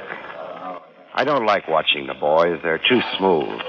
I start thinking of all the stiffs they've practiced on. I shut my eyes. Are we boring you, Craig? Lieutenant Rogers, I've seen it all before. Too bad. If only we could work out an entirely new approach. Then perhaps you'd watch us, hmm? Stop being so tough, Trav. Everybody's forgiven you for having gone to college. Thanks. You're welcome. Craig, the story's no good. The only one I've got on hand. I'll tell you why it's no good. The punk there with a knife in his back was on the Harry Otis payroll. Oh? Wilma Lord is on the Otis payroll. Must be a large payroll. Among his varied and largely illegal activities, Otis also runs a supper club over on the east side. The Gilded Lily. Mm-hmm. You can have Wilma Lord for supper there 6 nights a week and twice on Sundays. It's too early for supper. The last couple of months, Otis has been very busy. Covering up. The Crime Commission? The Crime Commission. Mr. Otis is a very large target for them. He's been doing his best to shrink recently. Wilma Lord could have come to you because she planned to concertize with the commission and wanted protection. Why me? You're big. You're good-natured. And, well... I'm stupid? No. But you like to believe people when they give you a chance to. What about the Waring angle? Did she pick him out of the phone book? There is no Waring angle. John Waring happens to be a distinguished philanthropist. That means a guy with so much money he even gives some of it away. Thanks for the translation. I still believe Wilma Lord's story. Why? Because she's young, beautiful? Because she looked you straight in the eye when she told you all? No, Trav. Because she was nasty.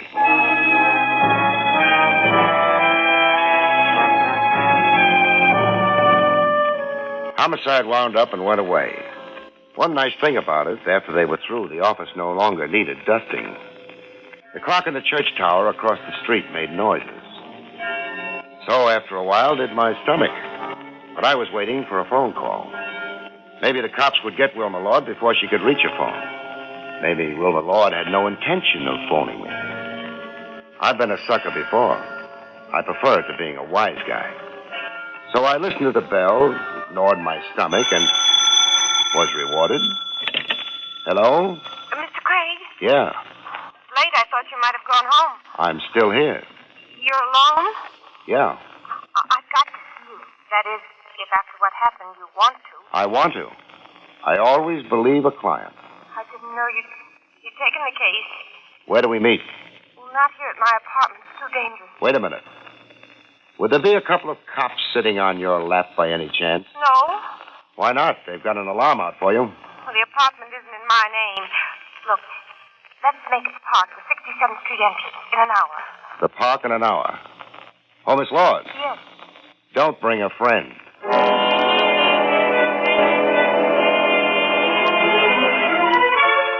I locked the office door. Nothing in the office worth stealing, but this way, maybe I could tempt a burglar. I felt underprivileged. I'd never been burgled.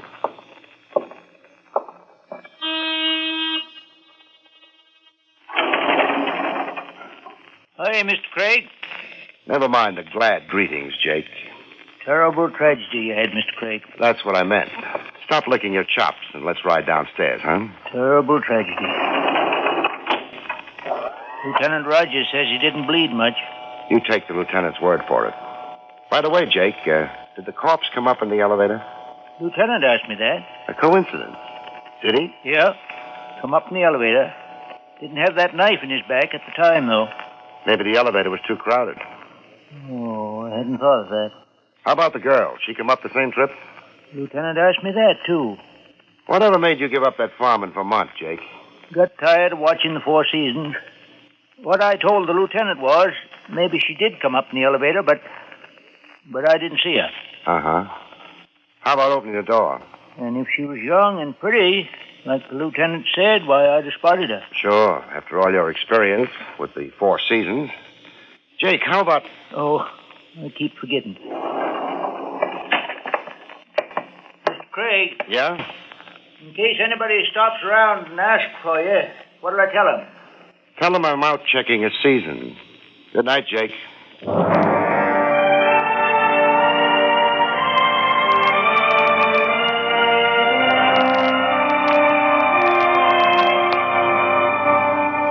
The park was close enough so I could take a couple of hamburgers aboard at Willie's wagon. A couple of hamburgers and a cup of the stuff Willie calls coffee.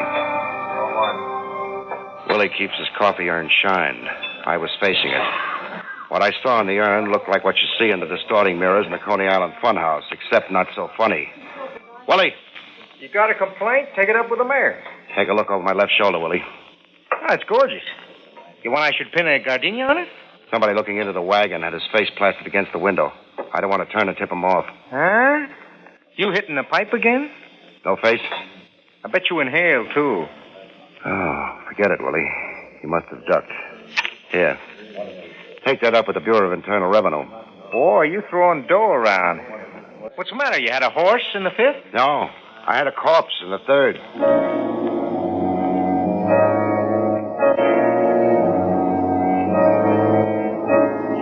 The park was half a dozen blocks over and west. I couldn't spot a tail on me, which didn't mean a thing. Good tails don't get spotted, especially working on me.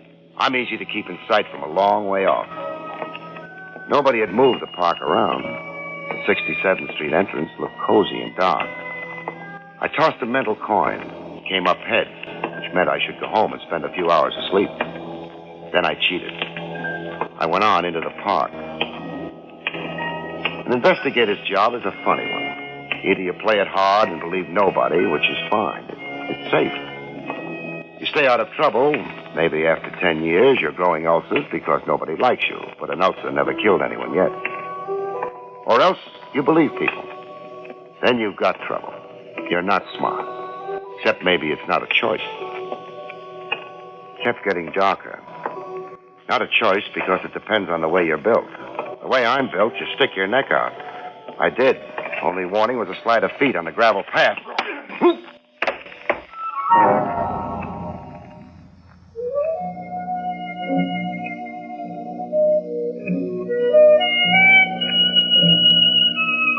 If you hit on the head hard enough, you get knocked out. All you remember afterwards is getting up. It's a memory you're willing to trade cheap. The guy looks like he is returning to us, Mr. Otis. He might have fractured his skull, Peeper. Private eyes have got very thick skulls. All I know is I read about them all the time. Private eyes are always getting bopped on the skull. It don't bother him. It bothers me. Peeper, help the gentleman. Never mind. Mr. Craig. I've got a headache. I'm sorry. Peeper is so enthusiastic. Send him over a little closer to me. I'll calm him down. I'm afraid not, Mr. Craig. Peeper is armed. He was acting on instructions from me. Was he supposed to bring me in alive? I'm not that funny. How did he find me in the park? He trailed you there from your office. Uh-huh. Rather a cold, unpleasant night, Mr. Craig. You often walk in the park. I managed to get there from time to time. You wouldn't have been meeting anyone there? I could use a couple of aspirin. Peeper was perhaps a little impatient. How was I supposed to know he had a point? Peeper. I beg your pardon, Mr. Otis. Well, Craig?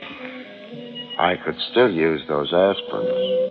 I see. Well, perhaps it isn't very important. What's more to the point, Mr. Craig, you had a visitor this afternoon. I had lots of visitors, most of them in uniform. I'm referring to the gentleman who preceded the police. The gentleman whose untimely death was responsible for the visit. You didn't happen to kill him by any chance? The cops didn't think so. They might be prejudiced. Also, you may have pleaded self-defense. Otis, you know better than that. A man like you has pipelines to the department. Very well. A question, then. What was the gentleman... You mean the punk with the knife in his back? ...doing in your office? He was dying there. Hey, I'm hearing music. Ringing in my ears? A rather good little orchestra. They'd be insulted by your description. Don't tell them about it. This wouldn't happen to be the Gilded Lily, would it? You know the place? Sure. Some of my best friends have had supper in it. What was Jimmy doing in your office? A punk? He might have been looking for a confidential investigator. Oh? For what purpose? To help him find his lost innocence, maybe. Beeper. I'm not joking. What job was he doing for you? What makes you think he was doing anything at all for me? He was on your payroll? Indeed. The cops told me. They're blabbermouths. Pity about the civil service. Things would be so much easier otherwise. You could buy more for less, huh? You're not going to tell me why Jimmy came into your office? I didn't say that. I'll tell you why. He was looking for the owner of the knife in his back. Oh? He never got around to telling me who it was. Would you like some information? Very much. At what price? We'll discuss that later. The information goes like this. Your boy came up in the elevator. He didn't have the knife in him then. He did have when he got to my office. So... Someone presented him with a knife someplace between the elevator on your floor and your office. Yeah. One thing more. It wasn't right outside the office door. Oh? He got it near the elevator. He went down. There were a couple of bloodstains on the hall floor indicating that. He went down, stayed down for a while, pulled himself to his feet, and made it to me. Why?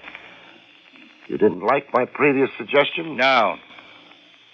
Gregg, whom did Jimmy follow to your office? It'd be nice to know, wouldn't it? I mean, for me. Because you know, don't you? You mentioned something about a price for the information. What price? What do you think about matrimony? I've no time to discuss philosophy at the moment. Or philanthropy? Beeper. Yeah, Mr. Otis.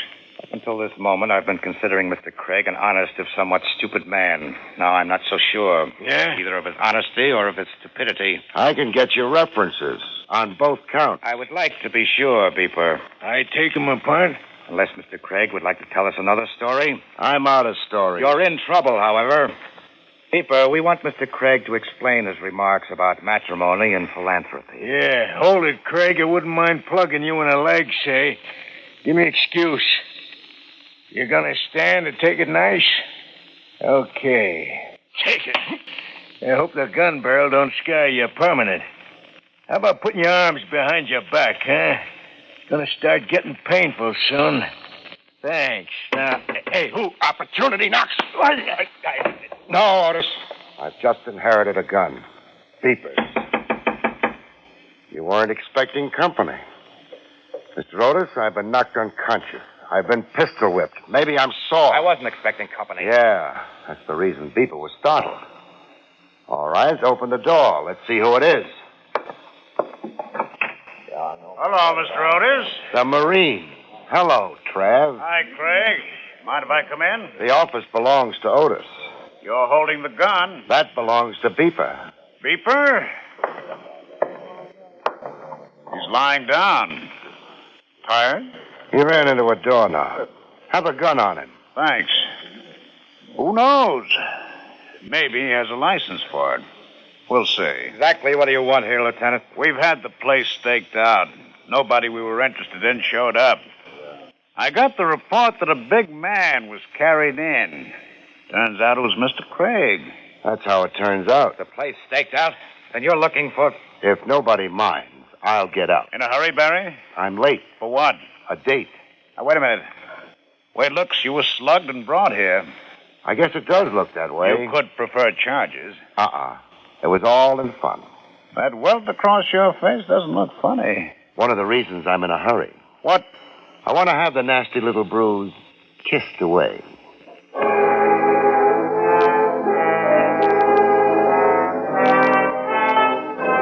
Lieutenant Rogers didn't argue with me. He wanted conversation with Otis and Beeper. Nobody had mentioned Wilma Lord yet. Not Otis, not Trav. But they were thinking of her. So was I. I tried the park. A couple of hours had died since the appointment, but I had to make sure. I made sure. Maybe Wilma Lord had been waiting for me. Maybe not. Either way, she wasn't waiting anymore.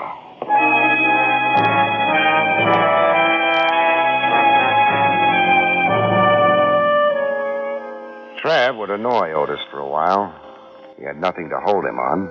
He had nothing to hold Beeper on. For a while, Otis and Beeper would be busy with the lieutenant. After that, they might be busy about something else. I remembered Trav's definition of a philanthropist. I could use some money.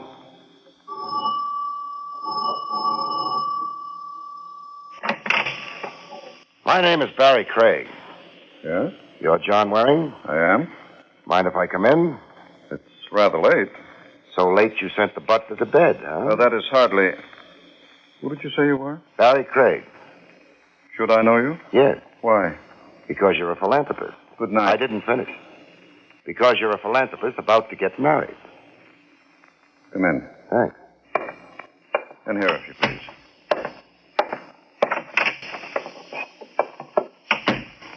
Now then.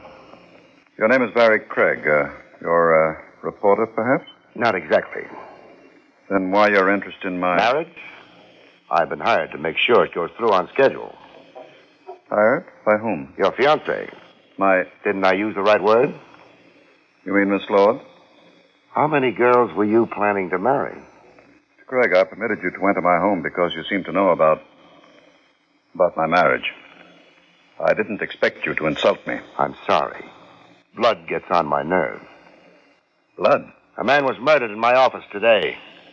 And that's why... That's why what? Nothing. This man was murdered. Had he any connection with... Your marriage? Yes. What do you think? I can't think anything about it. I'm confused. So confused you haven't thought of offering me a drink? I beg your pardon. Oh. Yeah. I could almost think you were expecting me. That's 2 glasses you've got sitting on that coffee table. With the drinks in them. One's rye by the color. The other? Mr. Craig, you're in my home. Looks like creme de menthe. A girl's drink. I suppose it's too much to expect the behavior of a gentleman from a confidential investigator. Yeah. We're the sordid type. I had an appointment with Miss Lord. She kept it, didn't she? Why don't we ask her? Ask? Nice drapes you've got. Pity they don't quite reach the floor. Now, look here, young man. Never mind, John. Hello, Miss Lord. Hello. Did you decide the park was too cold at this time of the year? What made you come here? You wouldn't be holding up in your apartment, listed in your name or not. The cops are bright nowadays. Well... Where else would you duck for cover?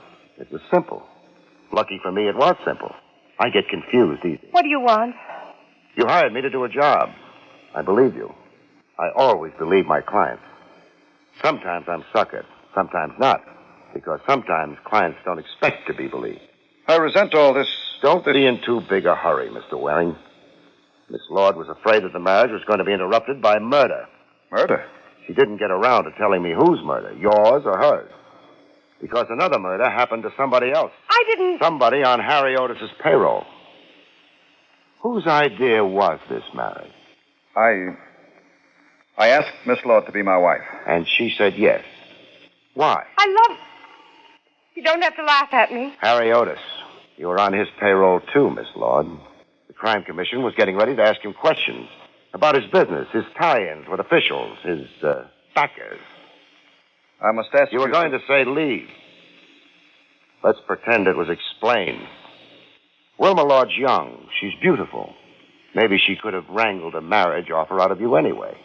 But her working for Otis can't be a coincidence. Sure you asked her to marry you. After she told you she knew about your connection with Otis. My connection? Financial. Dollar bills don't have pedigrees on them. That's a shame. How many of the dollar bills making up your bank account came out of Harry Otis's dirty enterprises? This is absolutely unwarranted. No. Up until 5 minutes ago, it was a guess. A stupid guess. Because I couldn't figure any other reason for the whole deal. Now it's not a guess anymore. It's not a guess anymore. Hello, Otis. I've been expecting you. And the gun. That's nice. Beeper's outside with a gun, too. And the car? With the motor idling? Another stupid guess? Sure. The stupid ones give the most trouble. If you'd had brains enough, Craig, you'd have stayed out of this. I couldn't. I was hired by Miss Lord. I had to, Harry. I had you set up. Waring was going to marry you, so you couldn't testify against him. Why'd you bury the knife in Jimmy's back? I didn't. I had him on you all the time. Would you have had any reason for killing him, Otis? What reason? Not even a stupid guess. Otis. Yes. This squabbling. It's unpleasant and a waste of time. Meaning what? Whatever Miss Lord did or didn't do, Mr. Craig is now in a position to inform the Crime Commission of our business association? Yes. That would be disastrous. Not only for myself, but for you as well. I hesitate to suggest anything violent, but... But what choice have we got? Precisely. No, there's been... Shut up, Wilma. You've still got Jimmy's death to account for. Oh, you... Miss Lord. What? Don't drink that. What are you talking about? Took my drink away. You in a hurry to die? The man is insane. Otis. Yeah, Otis. The man looking for a murderer. What was wrong with the drink? Another guess. A solid one this time. Wilma Lord's wanted by the police for the murder of your punk. Wilma Lord disappeared. Suppose she died in his house. Waring would have the body what? Buried? Burned? Either way, no more Wilma Lord. The cops would spend the next century looking for her. The case would be closed. Oh, no. Also, John Waring wouldn't have to marry her. He'd be rid of a witness against him. What he had in mind for you, Otis, I wouldn't know. But he had something in mind. Then he'd be free. He could go on being philanthropic. It's childish melodrama. Murder's melodrama, only it's not childish. Mr. Waring, when I walked in here, you asked me if I was a reporter. The gag being you'd never seen me, heard of me before. But a little later on, you said something about a confidential investigator not being a gentleman. He must have followed me, too. You said Wilma Lord had kept her appointment with me. How did you know? If she told you, you wouldn't have confused me with a reporter. If she didn't... Wait a minute. He was checking on her because he was planning to get rid of her. But your boy Jimmy spotted him on the third floor where my office is. Nobody else would have had any motive for killing him. Waring had to because it tipped his hand about his plan for the girl. Nonsense. Absolute nonsense. Then suppose you drink this, huh? I detest creme de menthe. Drink it, Waring. I shall leave now. I find this highly distasteful. I said drink it. You're being a fool. A fool. Had to be done. Done. The reason I knew the drink was poisoned. Take a sniff at it, Otis. Don't bother. A deep sniff. Oh, sorry. Got it in your eyes. Thanks for the gun. You... Mustn't lose your temper. Waring killed Jimmy. Sure. But you had to kill Waring, didn't you? If you'd turned him over to the cops, he'd have blabbed. The Crime Commission. Beeper! Beeper? You know something, Otis? You must be a sinking ship.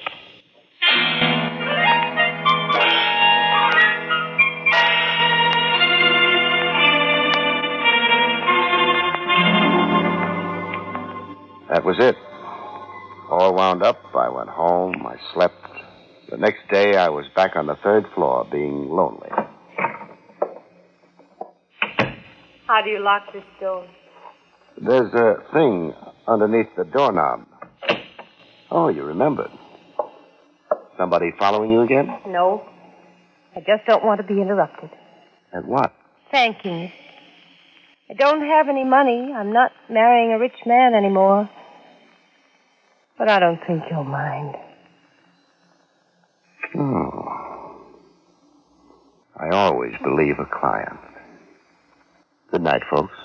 See you next week.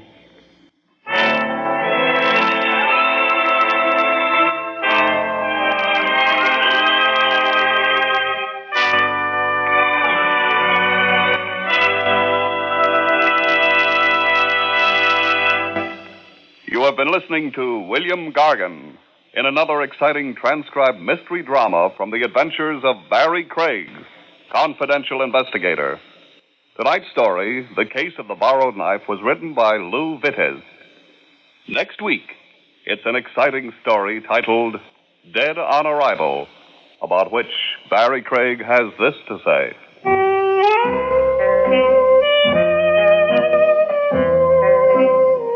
Next week, I devote my time to a bashful blonde, an escaped lunatic, and a stone-cold corpse. And, brother, is it murder? See you next week, folks.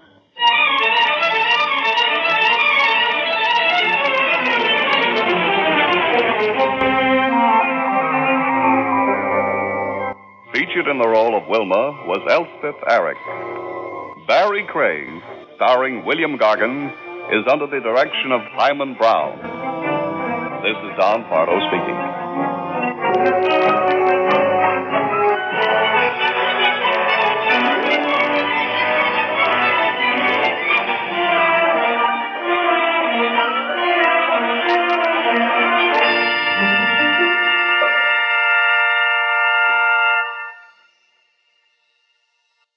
It's the Silver Jubilee on NBC. This Sunday night, be sure to hear The Big Show with a full 90 minutes of outstanding entertainment. This Sunday, The Big Show will present such stars as Sophie Tucker, Morton Downey, Ann Sheridan, Jerry Lester, and your glamorous, unpredictable hostess, Tallulah Bankhead. The Big Show brings you a sparkling program presenting drama, comedy, music, everything to provide you with the biggest show in radio. Yes, for people in the know, Sunday means The Big Show on NBC. Then later Sunday night, Theater Guild on the Air presents Age of Innocence by Edith Wharton, starring lovely Claudette Colbert and MacDonald Carey. Yes, there's 60 minutes of top-flight drama coming your way this Sunday as Theater Guild on the Air brings you Age of Innocence. And for photos as well as feature articles on your favorite NBC stars, be sure to buy the current NBC Silver Jubilee issue of Radio TV Mirror magazine.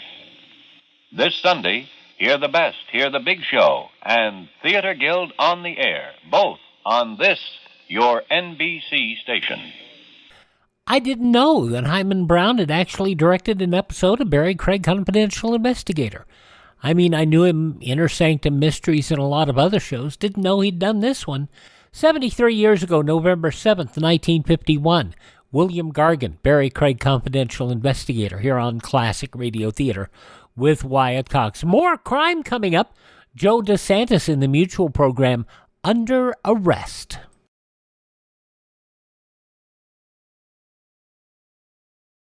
America's Protestants, Catholics, and Jews are strengthening the bonds of brotherhood and friendship by helping the needy overseas.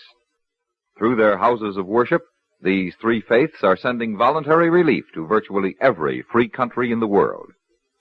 Hundreds of millions of pounds of goods, clothing, and medicine will go to victims of war, disaster, and famine in many parts of the world.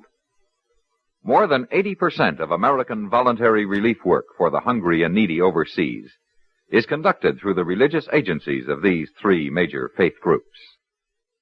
When you share with needy persons overseas through your house of worship, you are promoting the spirit of democracy that unites all peoples for peace and goodwill. You are keeping faith with the finest tradition and heritage of America. CBS Radio urges you to keep faith with those in need overseas by giving as much as you can through your faith.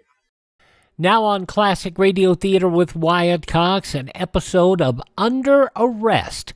Joe DeSantis, a well-known character actor, particularly on radio, portrays the chief in this one. This episode from 76 years ago, November 7th, 1948. Mutual presents Under Arrest. Into your cell.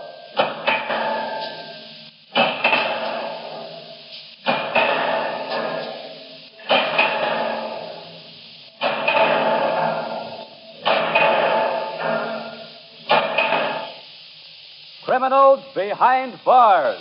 Under arrest. The story of Police Captain Jim Scott's fight against crime.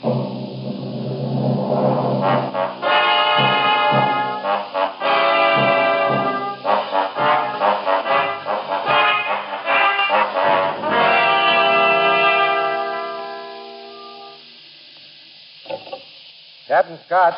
There's a woman out here to see you, Captain. Madge Barker. Tell her I'm busy. I can't see anybody.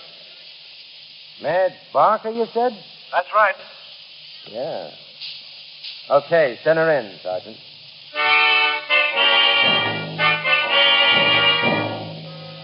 The call came in around 5 o'clock in the afternoon. I was busy filling out a report, too busy really to see anybody, but Madge Barker was different. I hadn't seen Madge in years. She was what you might call an old friend from the other side of the tracks. Married to Joe Barker, a small-time crook who was in and out of stir as often as the river ferry is in and out of the slip. But Madge hadn't always been on the other side of the tracks. Once she'd been Inspector Tom Wilson's daughter. Funny, a cop's daughter marrying a crook. None of us in the department could figure it out. Old Inspector Wilson had been dead 5 years now, and I hadn't seen Madge since the funeral. I wondered what the years with Joe had done to her. So I pushed aside the report and waited. Pretty soon the door opened. Madge hadn't changed much on the surface. She was about 28 now, an attractive honey blonde with plenty of appeal and big blue eyes. And that's where the change was. In the eyes. There was a kind of sad expression in them that hadn't been there before. I guess they'd seen plenty of hard times knocking around with Joe. What she did was her own business, even though I'd been pretty burned about the whole thing. Madge sat down, pulled a pack of cigarettes from her purse, and opened them. Cigarette, Jim? Thanks. It's been a long time. Yeah. Where have you been keeping yourself, Madge? Around. Is this a social call or business? Half and half. It's about Joe. Thought he was doing time. Got out last month. What kind of trouble is he in now? Don't rub it in, will you? Sorry. How is Joe? I don't know. Haven't seen him lately. Didn't he come home? Sure, he came home for a while. He had a flat in Gary, and he came back and spent 2 weeks with me. And then skipped. Restless, huh? You know, Joe.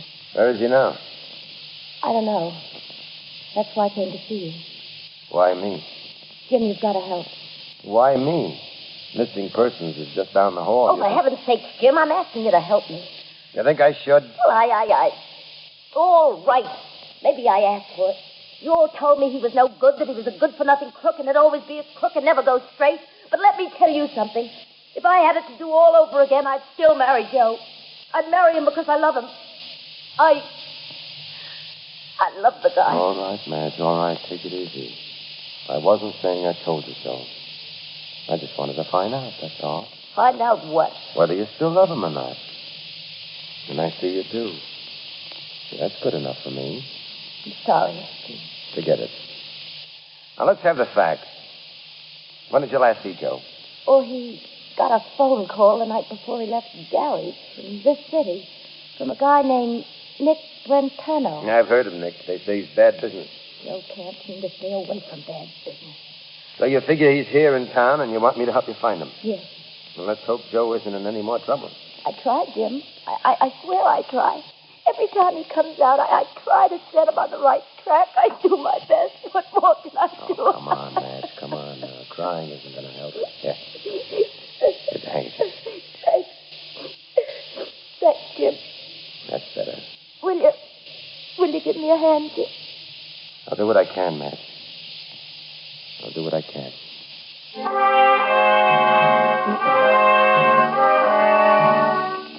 When Madge left, I sat back and tried to figure out the best way to find Joe Barker among 4 million people. City's big, and Joe's a small guy. Be no sense in going around knocking on doors, so I went to see the toothpick.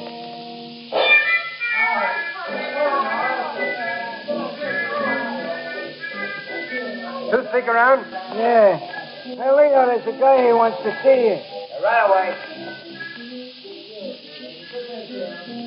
Leo Sedlak was a smart little grifter who sold his information at inflationary prices. $500 here, $1,000 to the next guy. A lot of dough, but his information was level and he never crossed anybody. Maybe that's why he was still alive. They called him the toothpick because he always wore one sticking out of the corners of his mouth and it wagged up and down as he talked. Jack, what brings you down here? What are you drinking, Leo? Right. You heard the man? Right. What do you want, Jack? Joe Barker. Where is he? Search me. Come on, Leo, no curves. It's an official grill? I can make it official and drag you into headquarters. You won't have to. 235 South Gedney Street, room 8. That's talking. Thanks for the drink. Nothing at all. Oh, by the way, Leo, where can I find Nick Brentano? Never heard of him. You need another drink? No. Even if you took me in, I still wouldn't know. Nick's got everybody that scared, huh? I'm in good health now, Scott. I want to stay that way. Okay, Leo. Thanks.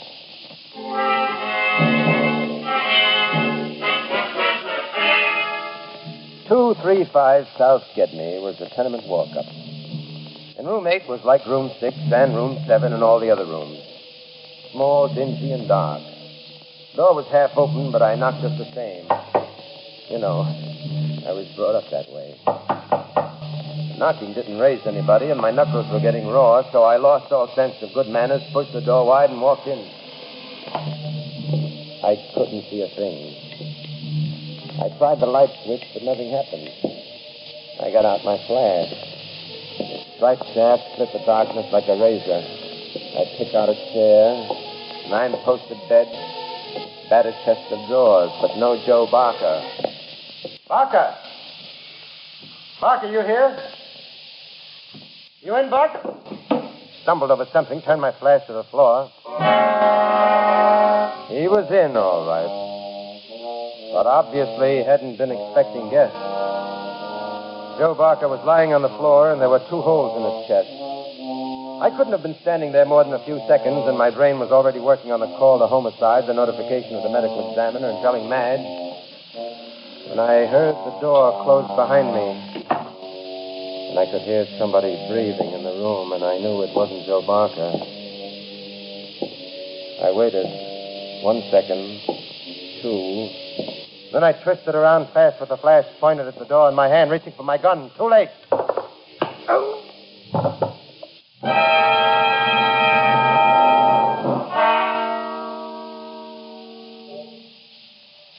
Yeah, that's right. 235 South Gedney. Gedney. G is in girl. When I came out of it, I found myself sitting in a chair with a damp towel on my forehead. The lights were on now, and I heard somebody talking. It sounded very far away.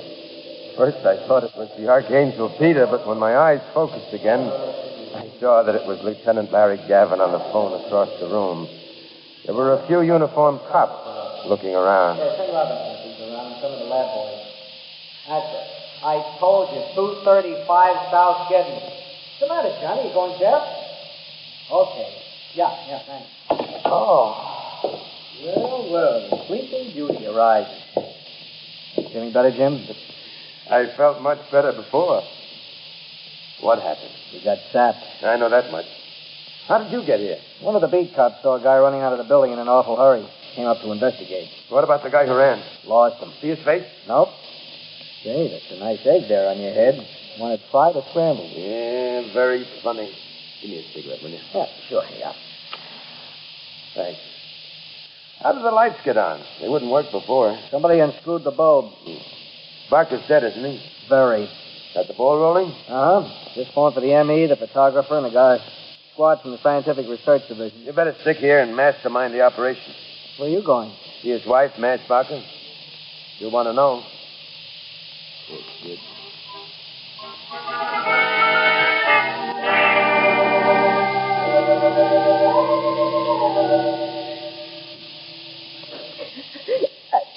Sorry, Jim. I didn't mean to break down. Well, it had to come sometime. Why keep it in? I don't know why I'm always crying on your shoulder. Forget it. You loved him, didn't you? Joe wasn't a bad guy. Couldn't keep on the right side of the law, but he never hurt anybody. Sure, I loved him.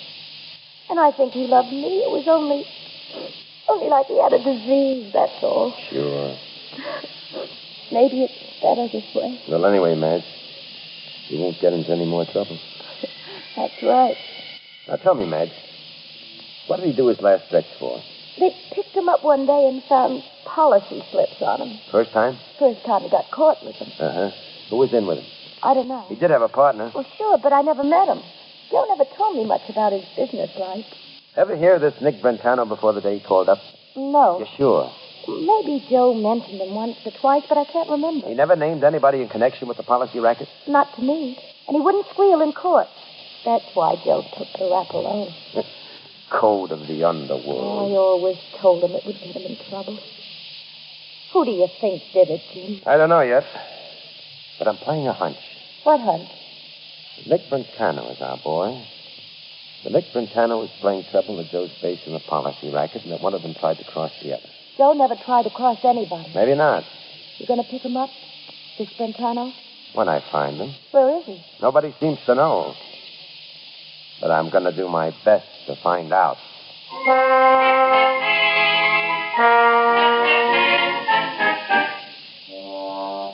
It had been a long, hard night. When I left Madge, it was near 7 in the morning, and the butterflies in my stomach told me I needed some breakfast.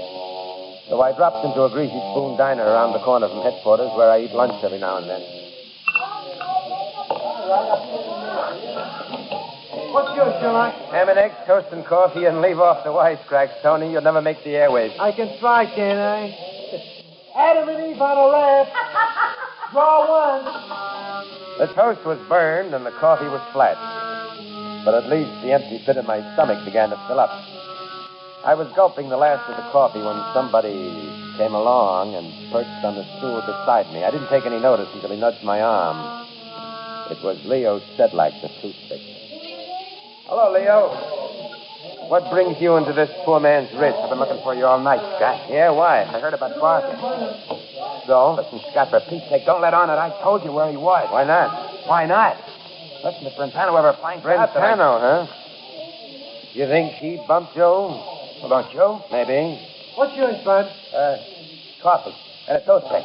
Toothpick? What do you need a toothpick with coffee? Give him a toothpick, Tony. The man's mad. You're telling me. Draw one. Will you play with me, Scott? You won't let it out that I told you? Sure. Now tell me, Leo. What's Brentano got that makes everybody so weak-kneed when his name comes up? Got a gun for one thing. Look what he did to Barker. Uh-huh. Tell me another. Where is Brentano? I don't know. What does he look like? I don't know. Come on, Leo. I don't know, Scott. I swear I don't know. Afraid of him? I know where to sit. Seems to me everybody knows where to sit, right on the edge of their chairs. I could fix that, Leo. Yeah, how? Tell me where Brentano is. I'll pick him up and I'll bring him down. I don't know where he is, Scott. I told you once I don't know. Here's your coffee and the toothpick. Thanks. Yeah. Hey, Camp, where'd you get the egg? From a dairy. It's a better egg than the ones you're serving here. So long, Tony.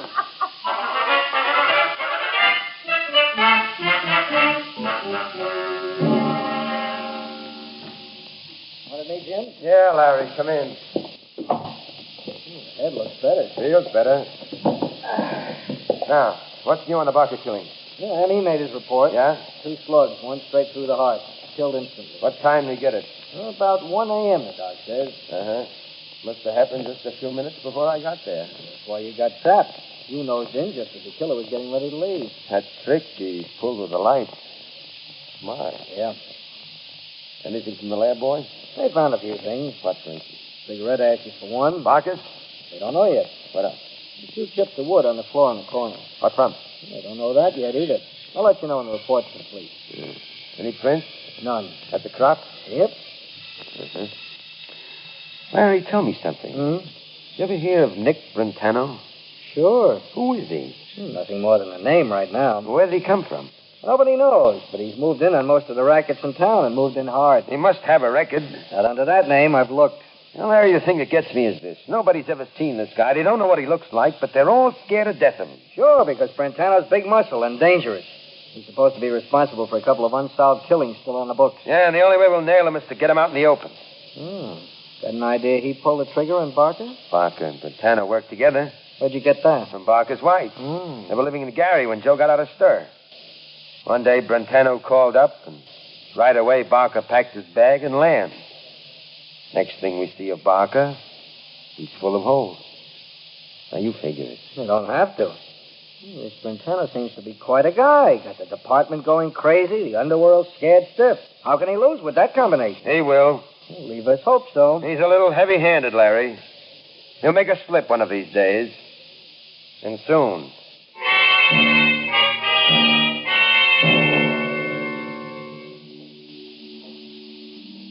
They held services for Joe Barker the next day. I went along not out of any deep-seated love for Joe, but because of Madge. As I stood beside her there in the church and looked at Joe's casket, I began to think. Joe Barker had been a crook and a swindler. gotten his money by taking it out of other people's pockets.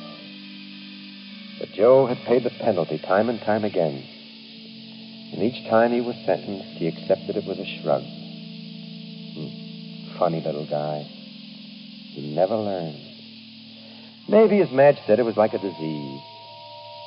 Sure, there are worse criminals than Joe Barker, much worse. Like the Nick Brentano type, the killer. The kind who gets what he wants every time, even if it means taking another man's life. I don't know, but I guess it was right then and there in church, looking from Madge's face to the casket and back again, that I decided I wouldn't sleep until I heard Nick Brentano behind bars. What's the matter, Jim? Huh? Nothing, Madge. Nothing. I was only thinking.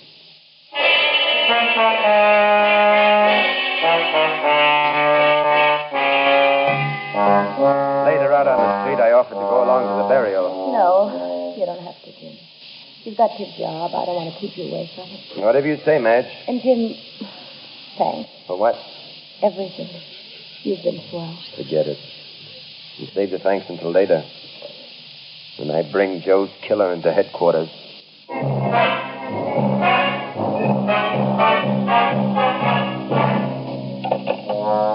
Captain Scott. Yeah, Larry. What? Okay, shoot. Yeah? It was, huh? Well, sure it does. Great. I'll tell you when I see you. Yeah, I think we got it now. Thanks, boys. See you later.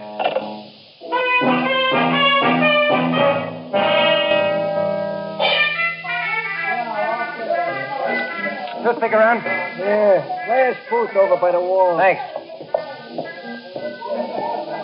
Hello, Leo. Scott. Mind if I sit down? Go ahead. Thanks. What's on your mind? Same thing. Brentano? Yeah. Why don't you give up, Scott? Where is he, Leo? I don't know. Come on. Oh, look, Scott, I told you. I know what you told me, and I don't believe it.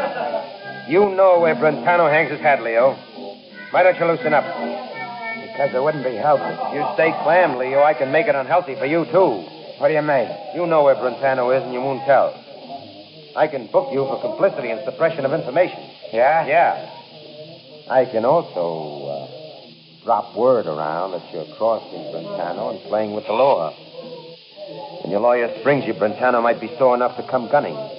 You know what I mean? Listen, don't put me in a spot. That's what I came down for. But if I tell you where Nick is and you don't get him, he'll hear about it, Scott. No, he won't. Yes, Listen, Leo, it's all very simple. Just give me the address. Come along when I make the pinch, if you like. What can Brentano do to you once he's in stir? Scott, I can't. So you can. I don't make it hard, Leo. I don't want to drag you in if I don't have to. What do you say? Okay. That's better. We can get a cab outside. It's not far from here. You want to come along? Yeah. If you don't nab him, I don't want to be alone when he finds out that I told you. You'll get protection. Now, let's go.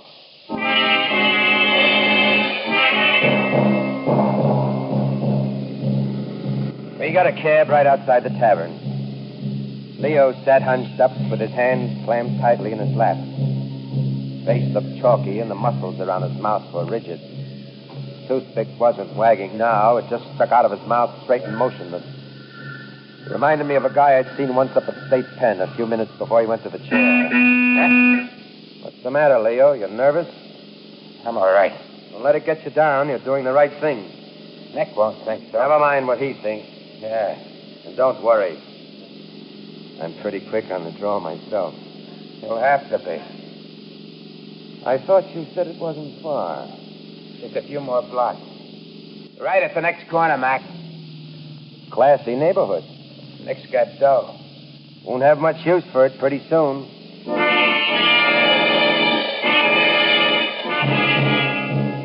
We dropped the cab in front of a quiet, very respectable apartment building in the East 50s. A very polite doorman did the honors, and inside was a very polite lobby, very expensively furnished. It all spelled money in my book. Brentano did all right. Leo led the way to a self-service elevator and pushed the button to the third floor. I studied Leo on the way up. He was still tight and on edge, and I thought his eyes looked a little glassy. third floor was carpeted like the lobby, but what had been a wine red downstairs had changed to a green plush up here. We walked over to 309, and Leo pushed the doorbell. Maybe he's not in. Try again. No soap. We'll have to come back. We'll wait. Here? Be more comfortable inside. The door's locked. Maybe it isn't. Let me see. After you, Leo. What do we do now? Sit down. Wait for Mr. Brentano to show. But he might be out of town. We might have to wait a week or more. I don't think so. Nick Brentano's right here in this apartment, Leo. And I'm looking straight at him. Okay, copper. Reach. I'd always thought I was quick on the draw, but Leo gave me a lesson that night. There I was looking right at him, his hands hung at his sides, and all of a sudden he had a gun in his fist. It was like magic. Get over against the wall. That's it. Hold it. I'll take that gun. Thanks. Yeah. Fast, Leo. I practice in front of a mirror every night. You must give me a few pointers sometime. I'll be glad to.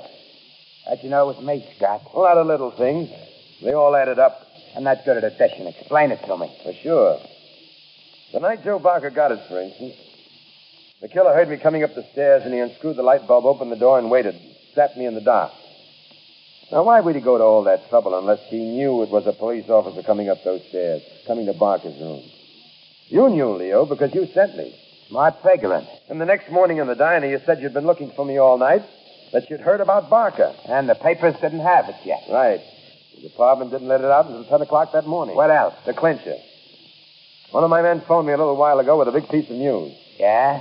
The lab boys found some chips of wood in a corner of Barker's room. They put them together and got a toothpick. Yeah, I have a habit of chewing the picks when I get excited. A bad habit in this case. You left the key to your identity, Leo. Or Nick. By the way, what do you like to be called? Leo. That's my right name. Yeah. They all added up, Leo. But it wasn't enough. I had to have it out of your own mouth, and I've got it. But it won't do you any good. Maybe. Tell me, Leo, why did you kill Barker? Could never figure that. He thought I owed him $100. Did you? Well, that's beside the point. He got sore about it. He threatened to spill about the policy game and about me being Brentano. Why didn't you pay him the $100 and send him on his way? Because I like money too much. Too bad. You had a nice little business at the start. Should have stuck to it. Stuck to what? Being the smart little grifter. When you turned racket man and killer, you stepped out of character, Leo. You can't handle it. You're in trouble now. I'm not worried. No? I got the rod. I've been watching Leo closely ever since we stepped out of the elevator. A big change had come over him. He wasn't tight and tense anymore, but seemed to have command of every muscle in his body. The toothpick wagged up and down like mad now. He was chewing it like a cigar. His eyes weren't cold and steely, but glassy, almost without expression, the eyes of a killer. I watched his trigger finger, waiting for the first sign of tightening. Don't move, Scott. Well, sorry, Leo. Just shifting my feet. Cramp, huh? Yeah. He was playing the cat and mouse game, enjoying himself because he thought he had it all sewed up. But there was a chair. Leo was toward the center of the room with his back against the chair. I had my back against the wall, and along the wall of the floor I noticed the lamp cord connected to the only lighted lamp in the room. I did it slowly, inching my foot over to the wire, fraction by fraction. It was hard work. My leg began to hurt. You're a smart copper, Scott. Thanks for the compliment. Nothing at all. I like smart people. I got respect for them. That's why I didn't pop you in Barker's place. Thanks. But now, well, I got no choice. Leo's knuckle began to whiten around the trigger. I made the lamp cord just in time, and I jerked. Miss, Leo. I'll get you the next time. Try it. Leo still had the gun, but in the dark it was a more even game. I landed most of my punches to his midsection and tried to keep as low to the floor as possible. I couldn't lose him. Every time he fired the gun, the flash told me where he was. Missed again. You haven't got me yet. Try this one for size.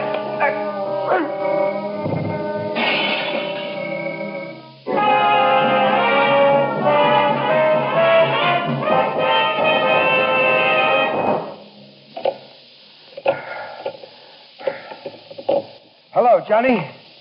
Scott. Yeah. Listen, I got Nick Brentano. Brentano. No, he's not dead, just out cold. 456 Sutton Place, that's it. No, Brentano veers in ballistics. Hurry it up, Johnny, will you? I'm all in.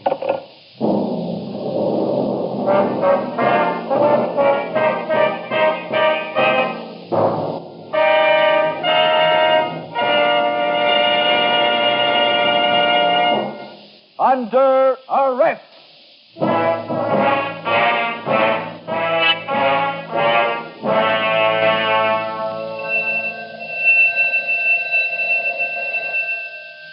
Into your cells.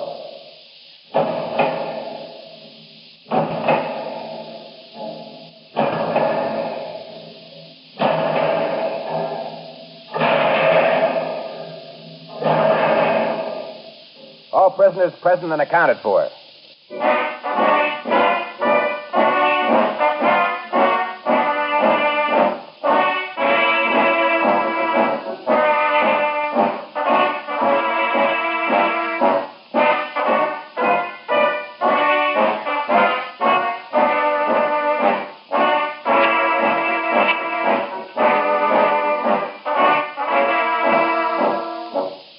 You have just heard Under Arrest, presented by Mutual, a new series featuring Joe DeSantis as Police Captain Jim Scott.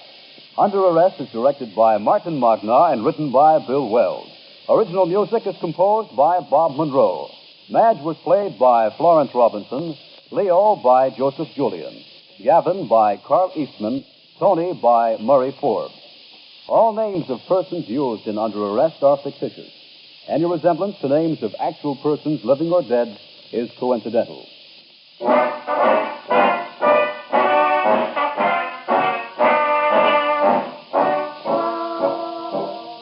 Ted Malley speaking. This is the Mutual Broadcasting System.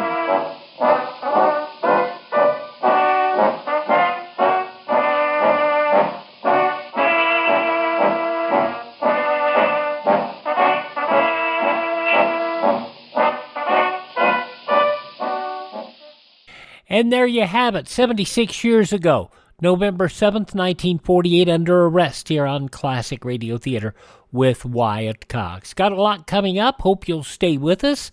Right now, Superman.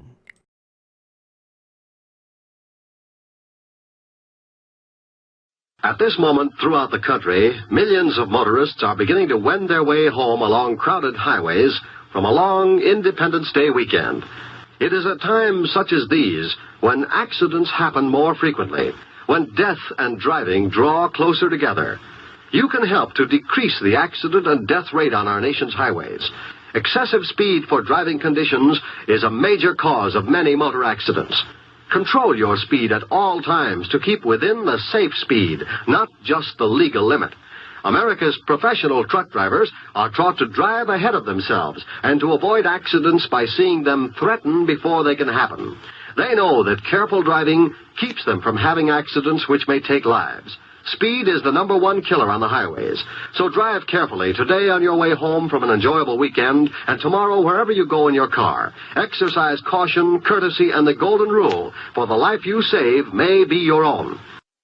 Now on Classic Radio Theater with Wyatt Cox, an episode of Superman. As we continue with the story of the Silver Arrow, this episode 83 years ago, November 7th, 1941. Presenting the transcription feature, Superman. Look, up in the sky. It's a bird. It's a plane. It's Superman. Yes, it's Superman, strange visitor from the planet Krypton, who came to Earth with powers and abilities far beyond those of mortal men. Superman, who can leap tall buildings at a single bound, race a speeding bullet to its target, bend steel in his bare hands, and who, disguised as Clark Kent, mild-mannered reporter for a great metropolitan newspaper, fights a never-ending battle for truth and justice. But before we join Superman, listen.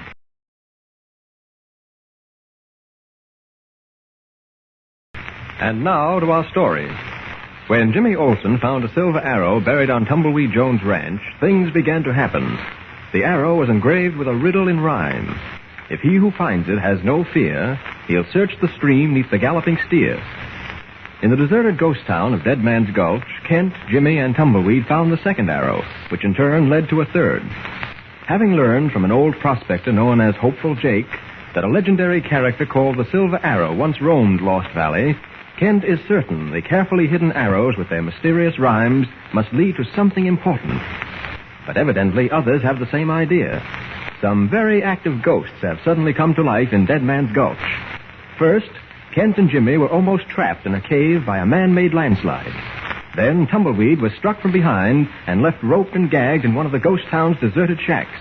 To cap everything, a mysterious tapping led our friends to the second floor of the shack, where they found a young girl bound to a chair. Strangely enough, she was wearing as a hat ornament a duplicate of the 3 silver arrows. As we pick up our story, we find Kent about to question her regarding it. Listen.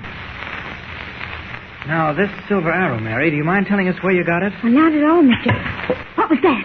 Look, over there on the wall. I'll be a bobtailed cayuse. It's another silver arrow. Come through the window. Is it Mr. Kent? Yes. There's a note attached to it. A note? Gosh. Oh, what does it say? Now, we'll see in a minute. Hold that candle up, Jimmy. Yeah. That's it. Well? Oh, wait a minute, Jimmy. It's written in pencil, and it's a little hard to decipher. The handwriting is childish. Come a little closer with the candle, yeah? Yeah. That's better. Maybe I can read it, Mr. Kent. I teach kindergarten back east, and I'm accustomed to children's writing. Oh, you probably can. Here. Oh, no child ever wrote this. It's the handwriting of an old man. Oh, can you read it? I think so. Now, let's see. Leave now and don't never come back. Give up looking for more silver arrows, or you'll be finding them in your back. Gosh. Yeah, I don't suppose it's signed. No, that's all it says. Leave now and don't never come back. Give up looking for more silver arrows, or you'll be finding them in your back. What does it mean? You 3 wait here. I'm going out to look for whoever sent us this pleasant little note. I'm a-going with you. I think you'd better stay behind, Tumbleweed, and keep an eye on Jimmy and Miss Lewis. Well, nobody has to keep an eye on me. I can take care of myself. Look. What? It's a cat out the window. It's a man. Heading for the hill. Stand back. I'll get that man with my bow and arrow. Hurry, Tumbleweed. Here goes. Did you get him? If I did, I just winged him. He's running like a loco steer. I'll catch him. Oh, hold on, Mr. Kent. I'm coming with you. You and Mary wait downstairs for us, Jimmy. Okay, Mr. Kent. Can you see the steps, Miss Lewis? This candle doesn't give much light. Be careful. I will. You better let me hold your arm. Easy now. One at a time and feel your way. Some of the boards are pretty rotten. There. Now we're all right. Who do you think shot that arrow through the window, Jimmy? Gosh, I don't know. A lot of funny things have been happening around here. Things that are pretty tough to explain unless you believe in ghosts. Dead Man's Gulch is supposed to be a ghost town, you know. That simply means it's deserted, Jimmy. Well, for a deserted town, it certainly has plenty of activity. You know, I still don't understand how you had nerve enough to come out here alone. You never did tell us what brought you to Dead Man's Gulch. Well, it's a long story, Jimmy. You said you were looking for something. Has it anything to do with that silver arrow you're wearing on your hat? Yes. Where did you get that silver arrow, Miss Lewis? I feel much more comfortable if you call me Mary instead of Miss Lewis. Gosh, I would if I didn't know you were a school teacher. Kindergarten teacher. Don't let that frighten you, Jimmy. Okay. Where did you get that silver arrow, Miss Mary? My grandfather sent it to my mother many years ago.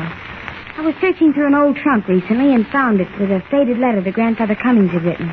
It mentioned the silver arrow. It said to guard it closely because it had great value. Oh, did your grandfather used to live out here? Yes, my mother was born in Lost Valley. But she doesn't remember her father at all. Her mother brought her east when she was only an infant. Didn't your grandfather go with them? No. Seems he was a western bad man, Jimmy. A cattle rustler. And his wife, my grandmother, left him and went east with my mother. Oh. They never saw him again. And the only time they ever heard from him was when he sent the silver arrow. Gosh. Was he a real Western bad man? Did he hold up stagecoaches and things like that? I imagine so. Golly. Well, why did he send your mother the silver arrow? Well, that's what brought me out here. When I found the arrow in the trunk and read the rhymed inscription on it, I realized that Grandfather Cummings must have had some reason for sending it. I guess you're right. Because the 3 silver arrows we found must lead to something. See, I wonder what happened to Mr. Kent and Tumbleweed. Think we ought to go out and look for him? Mr. Kent said to wait here. All right. This candle is getting smaller and smaller. I'd hate to be stuck here without any light. It's bad enough. Jimmy. What's the matter? I felt a cold draft. So did I. The candle's flickering. Someone's opening a door. Who's there? Jimmy, the candle. It's out. Have you got any matches? No, Tumbleweed took them. Someone's coming toward us. Where are you, Jimmy? Right here. Hold my hand. Don't be afraid. Can't we get out of here? I don't know which way to turn in the dark. I think I better yell for Mr. Kent. Mr. Kent! Mr. Kent! Jimmy! Someone's got me. Yell for help. Help! Mr. Kent, help! Help! Step on it! Mr. Kent! Help. Mr. Kent! Coming! Jimmy, where are you? Jimmy! I'm all right. You knocked me down. Great Scott, what happened? Why is it pitch dark in here? The candle blew out. Someone attacked Jimmy. What? I'll strike a match. There. Jimmy, are you hurt? No, I just got the breath knocked out of me. You scared him off, Mr. Kent. Scared who off? Someone opened a back door and the draft blew the candle out. Are you sure it wasn't the wind? Oh, no. We heard footsteps and the floorboards creak. And the wind doesn't wear whiskers either. What are you talking about? Look. Oh, wait, the match went out. I'll light another. There. Where's that piece of candle you had, Jenny? Guess I dropped it. There it is on the floor. Oh. There, I'll light it and set it on the table. Better than striking matches continually. There we are. Now, what were you saying about whiskers, Jimmy? I've got a handful of them. What? White whiskers, look. Well, where on earth? Whoever jumped on me in the dark had a long white beard. Leaping lizards, Mr. Kent. I'll bet $1 to a donut it was... What's his name? Who? Oh, you know, that old prospector. Hopeful Jake. No, it couldn't have been. Well, how do you know? He had a long white beard, and he was the only one who wanted us to stay away from Dead Man's Gulch. Oh, I know. Oh, I'm sure it was Hopeful Jake, Mr. Kent. I tell you, it couldn't have been, Jimmy. You'll see why in a moment. Here comes Tumbleweed now. You ornery, low-down, spindle-shank coyote. I got a mind to run you so full of arrows you won't be good for nothing but probate. Get inside there before I lose my temper. Why, it's Hopeful Jake. You ain't got no call to treat an old man this way, Tumbleweed. All I done was play a little joke on you. We don't take a hankering to them kind of jokes, you spavined old wheezebox. There. Now do you see why the bearded man who attacked you couldn't have been Hopeful Jake, Jimmy? Wait a minute, I'm not quite sure. Hey, let go my beard. Oh, you're right, Mr. Kent. It's a different beard. What's going on here? Why, someone attacked Jimmy and Mary while we were chasing Hopeful. Jimmy wrestled with whoever it was and managed to pull a handful of hair out of his beard. Why, you mean to say there's another loco bearded hombre loose in the gulch? Yeah, that's what it looks like. I told you, I warned you it ain't safe to go messing around in no ghost town. Nobody is asking you for no opinions. If it ain't safe for us, it ain't safe for you neither. Is this the man who shot the silver arrow into the window? Yes, he says it was a practical joke just to scare us. Don't put no stock in that, ma'am. Hopeful Jake ain't spoke the truth for as long back as I can remember. You got no call to say a thing like that, Tumbleweed. It ain't right and it ain't decent. I'm an old man. Yes, but not too old to wander around in the darkness playing what you call practical jokes on people. Now, are you going to tell us why you've been trying to keep us away from Dead Man's Gulch, or do we have to turn you over to the sheriff? We ain't turning him over to no sheriff, Mr. Kent. If he don't talk, and talk mighty quick, we're going to string him up. Maybe you're right, Tumbleweed. That would be the easiest way. No, you can't do that. It's against the law. The law won't have no part of this. We'll just heist you up and let the buzzards pick your skinny carcass clean. Get the rope off in my saddle, Mr. Kent, and we'll... I'll talk. I'll tell you everything I know. It ain't much, but I'll tell you. Go ahead. Just one thing I want to know, Hopeful. Why did you try to keep us out of Dead Man's Gulch? Because there's something here that belongs to me. Something I've been hunting for 30 years, and I aim to find it afore I die. Evidently, you're not the only one who's looking for it. There's someone else in this town, the white-bearded man who wrestled with Jimmy. Do you know who it is? Reckon I do. Oh? I've been nursing and feeding him for a long time, trying to get him to think straight. Trying to get him to tell me where he buried it. Buried what? I don't know, but I reckon it's silver. Pounds and pounds of silver. Well, who is this man? What's his name? You heard what Mr. Kent said, Hopeful. What's his name? His name? Well, it's... Oh! Catch him, Mr. Kent. Okay, I got him. Mr. Kent, what happened? He's been shot in the back. What? With a silver arrow. Silenced by a silver arrow knifing out of the darkness, hopeful Jake slumps into Clark Kent's arms just as he's about to reveal the secret of Dead Man's Gulch. Has the silver arrow silenced the old prospector forever? The story is rushing to an exciting climax, so don't forget to be with us for the next revealing episode. Tune in and listen with Superman. Don't forget, tune in again for the next thrilling episode with Superman. Look, up in the sky. It's a bird. It's a plane. It's Superman. Superman is a copyrighted feature appearing in Action Comics magazine. 83 years ago, November 7th, 1941, Superman here on Classic Radio Theater with Wyatt Cox. Tomorrow, we will have Fred Allen, Take It or Leave It, starring Phil Baker with his special guest contestant, Jack Benny. Also, Fibber McGee and Molly, and another episode of Claudia. Superman will be back on, that's Saturday, Sunday, on Monday's show with another episode of The Silver Arrow. We'll see you tomorrow for more Classic Radio Theater. I'm Wyatt Cox.